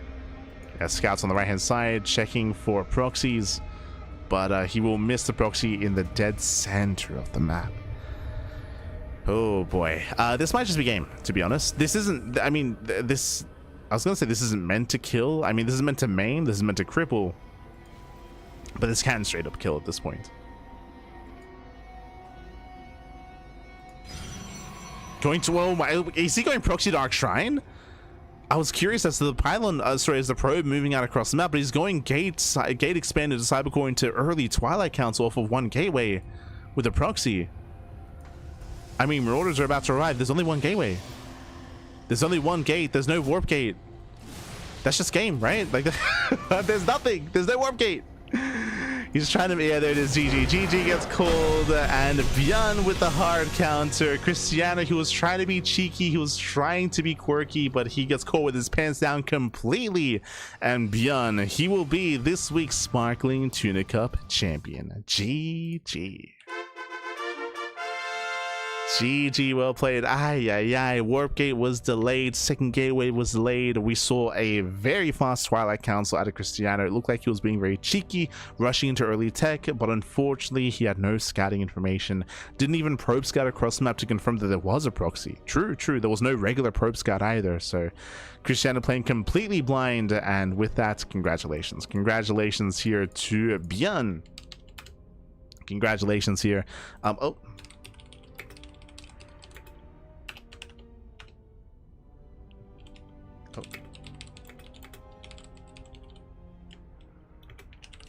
GG, well played. Congratulations here to ByuN as it does claim the series 3-1, becoming our champion. Shout out to Cristiano for making a series out of this and for taking the game on Ruby Rock. And I can see him taking it to ByuN if he was able to get into the mid game once again. But we saw some hyper aggression towards the end out of ByuN on Tourmaline, and here as well on Winter Madness, where ByuN was able to deal early critical damage to the point where Cristiano couldn't embrace the mid game. Not anymore. Not after that game on Ruby Rock. So GG, well played. ByuN was able to bring it back and was able to claim that win in the end. Congratulations here to ByuN.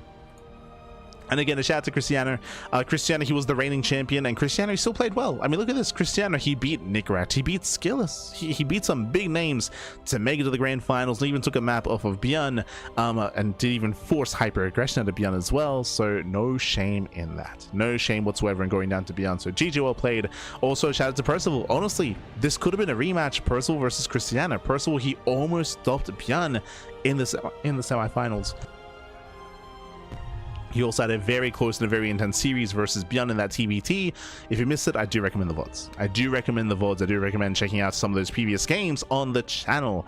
Otherwise, GG, well played. Thank you so much for watching. Thank you so much for tuning in. Hope you enjoyed yourselves and have a great end of year. Happy holidays. Happy holidays.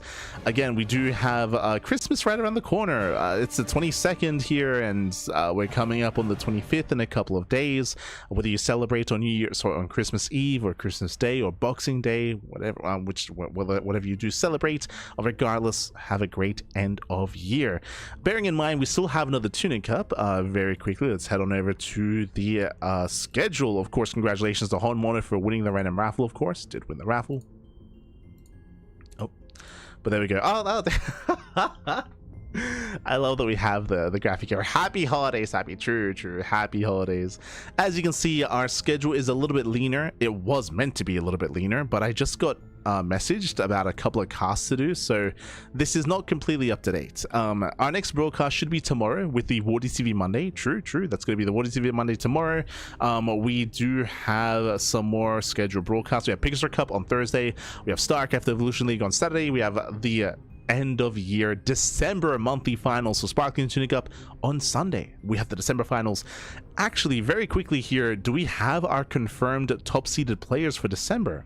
Now that this event has ended, I believe we should. I just don't know if it's calculated, but if I'm not mistaken, I think we have our top players. Yeah, it still has yet to be fully calculated. We can have a look together, actually. Hold on.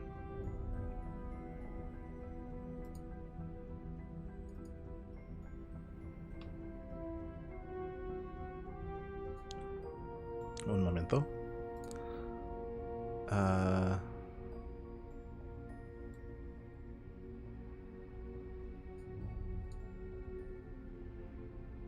Bam, there we go. There we go. So this was our monthly rankings for the month of December before this event, with Cristiano at number 1, with Percival at number 2, with Trigger, with ByuN, with Classic, Milky Cow, Nickracked, and Ryung as well.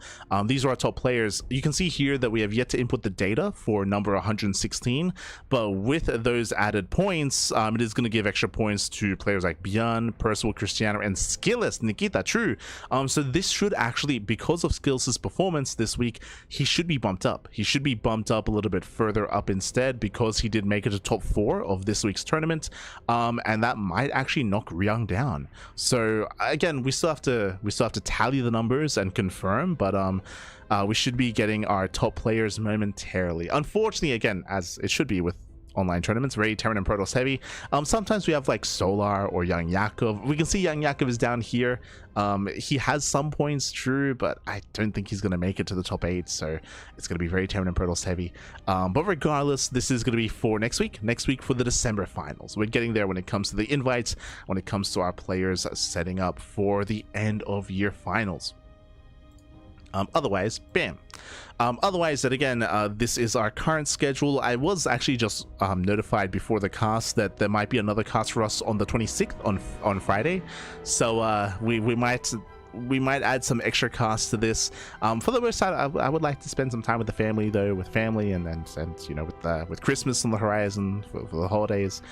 So it should be a bit of a shorter broadcast, but regardless, the show will still go on. Tomorrow we're going to be live with Wardy TV Monday. Again, we still have Big Star Cup on Thursday, SCL on Saturday, and Tuna Cup on Sunday. And tentatively, there will be another unannounced broadcast on Friday as well. At least we will be having Christmas Eve and Christmas Eve off. We should 23rd and 24th. We should have off, but I believe we're going to be casting on the 25th and 26th. So still plenty of casting, still plenty of content. Oh, the StarCat. Happy all the StarCat.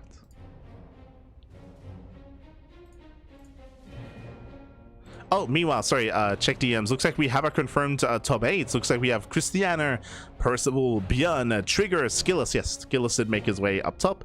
Nickracked, Ryung, and Classic. Oh, okay. So it looks like we have our confirmed top 8 players. Cristiano at number 1, Percival at number 2, ByuN number 3, Trigger number 4, SKillous number 5, Nickracked number 6, and then Ryung and Classic tied for number 7 and 8 respectively. Okay. So again, very high profile players, and really cool to see Classic make his return once again. He's had a bit of a lackluster performance in Tuna Cups, but maybe he's able to redeem himself. Regardless, we'll be going over that next week in the next Tuna Cup for the December finals. Otherwise, thanks for watching. Thanks for tuning in. We hope you enjoyed the broadcast. Hope you had a great time, and again, have a great end of year. Have a happy holidays, of course, and we'll see you tomorrow for Wardy TV Monday. Otherwise, thank you so much for watching, and we'll see you next time. Ciao, papi, ciao. Also, very quickly, if you want to support this tournament, Patreon is the place to be. !Patreon in the chat. If you want to support StarCraft, if you want to support the Ducklings, and if you want to support these players, you can do so via Patreon. Our Patreon is designed to help us grow the Tuna Cup. So if you want to help us grow the prize pool for our tournaments, then you can do so via Patreon. So you can help us out via Patreon. Otherwise, follow us on all the socials: Twitter, Facebook, Instagram, YouTube, and Discord. All things CranKy Ducklings. We stream on YouTube and stream on Twitch at the same time. And of course, VODs are uploaded to YouTube on a daily basis. So plenty of VODs on YouTube, plenty of content to catch up on. Thank you so much. Thank you so much for watching, and we'll see you guys next time. Until then, ciao, papi, ciao. See you next time. Hasta luego.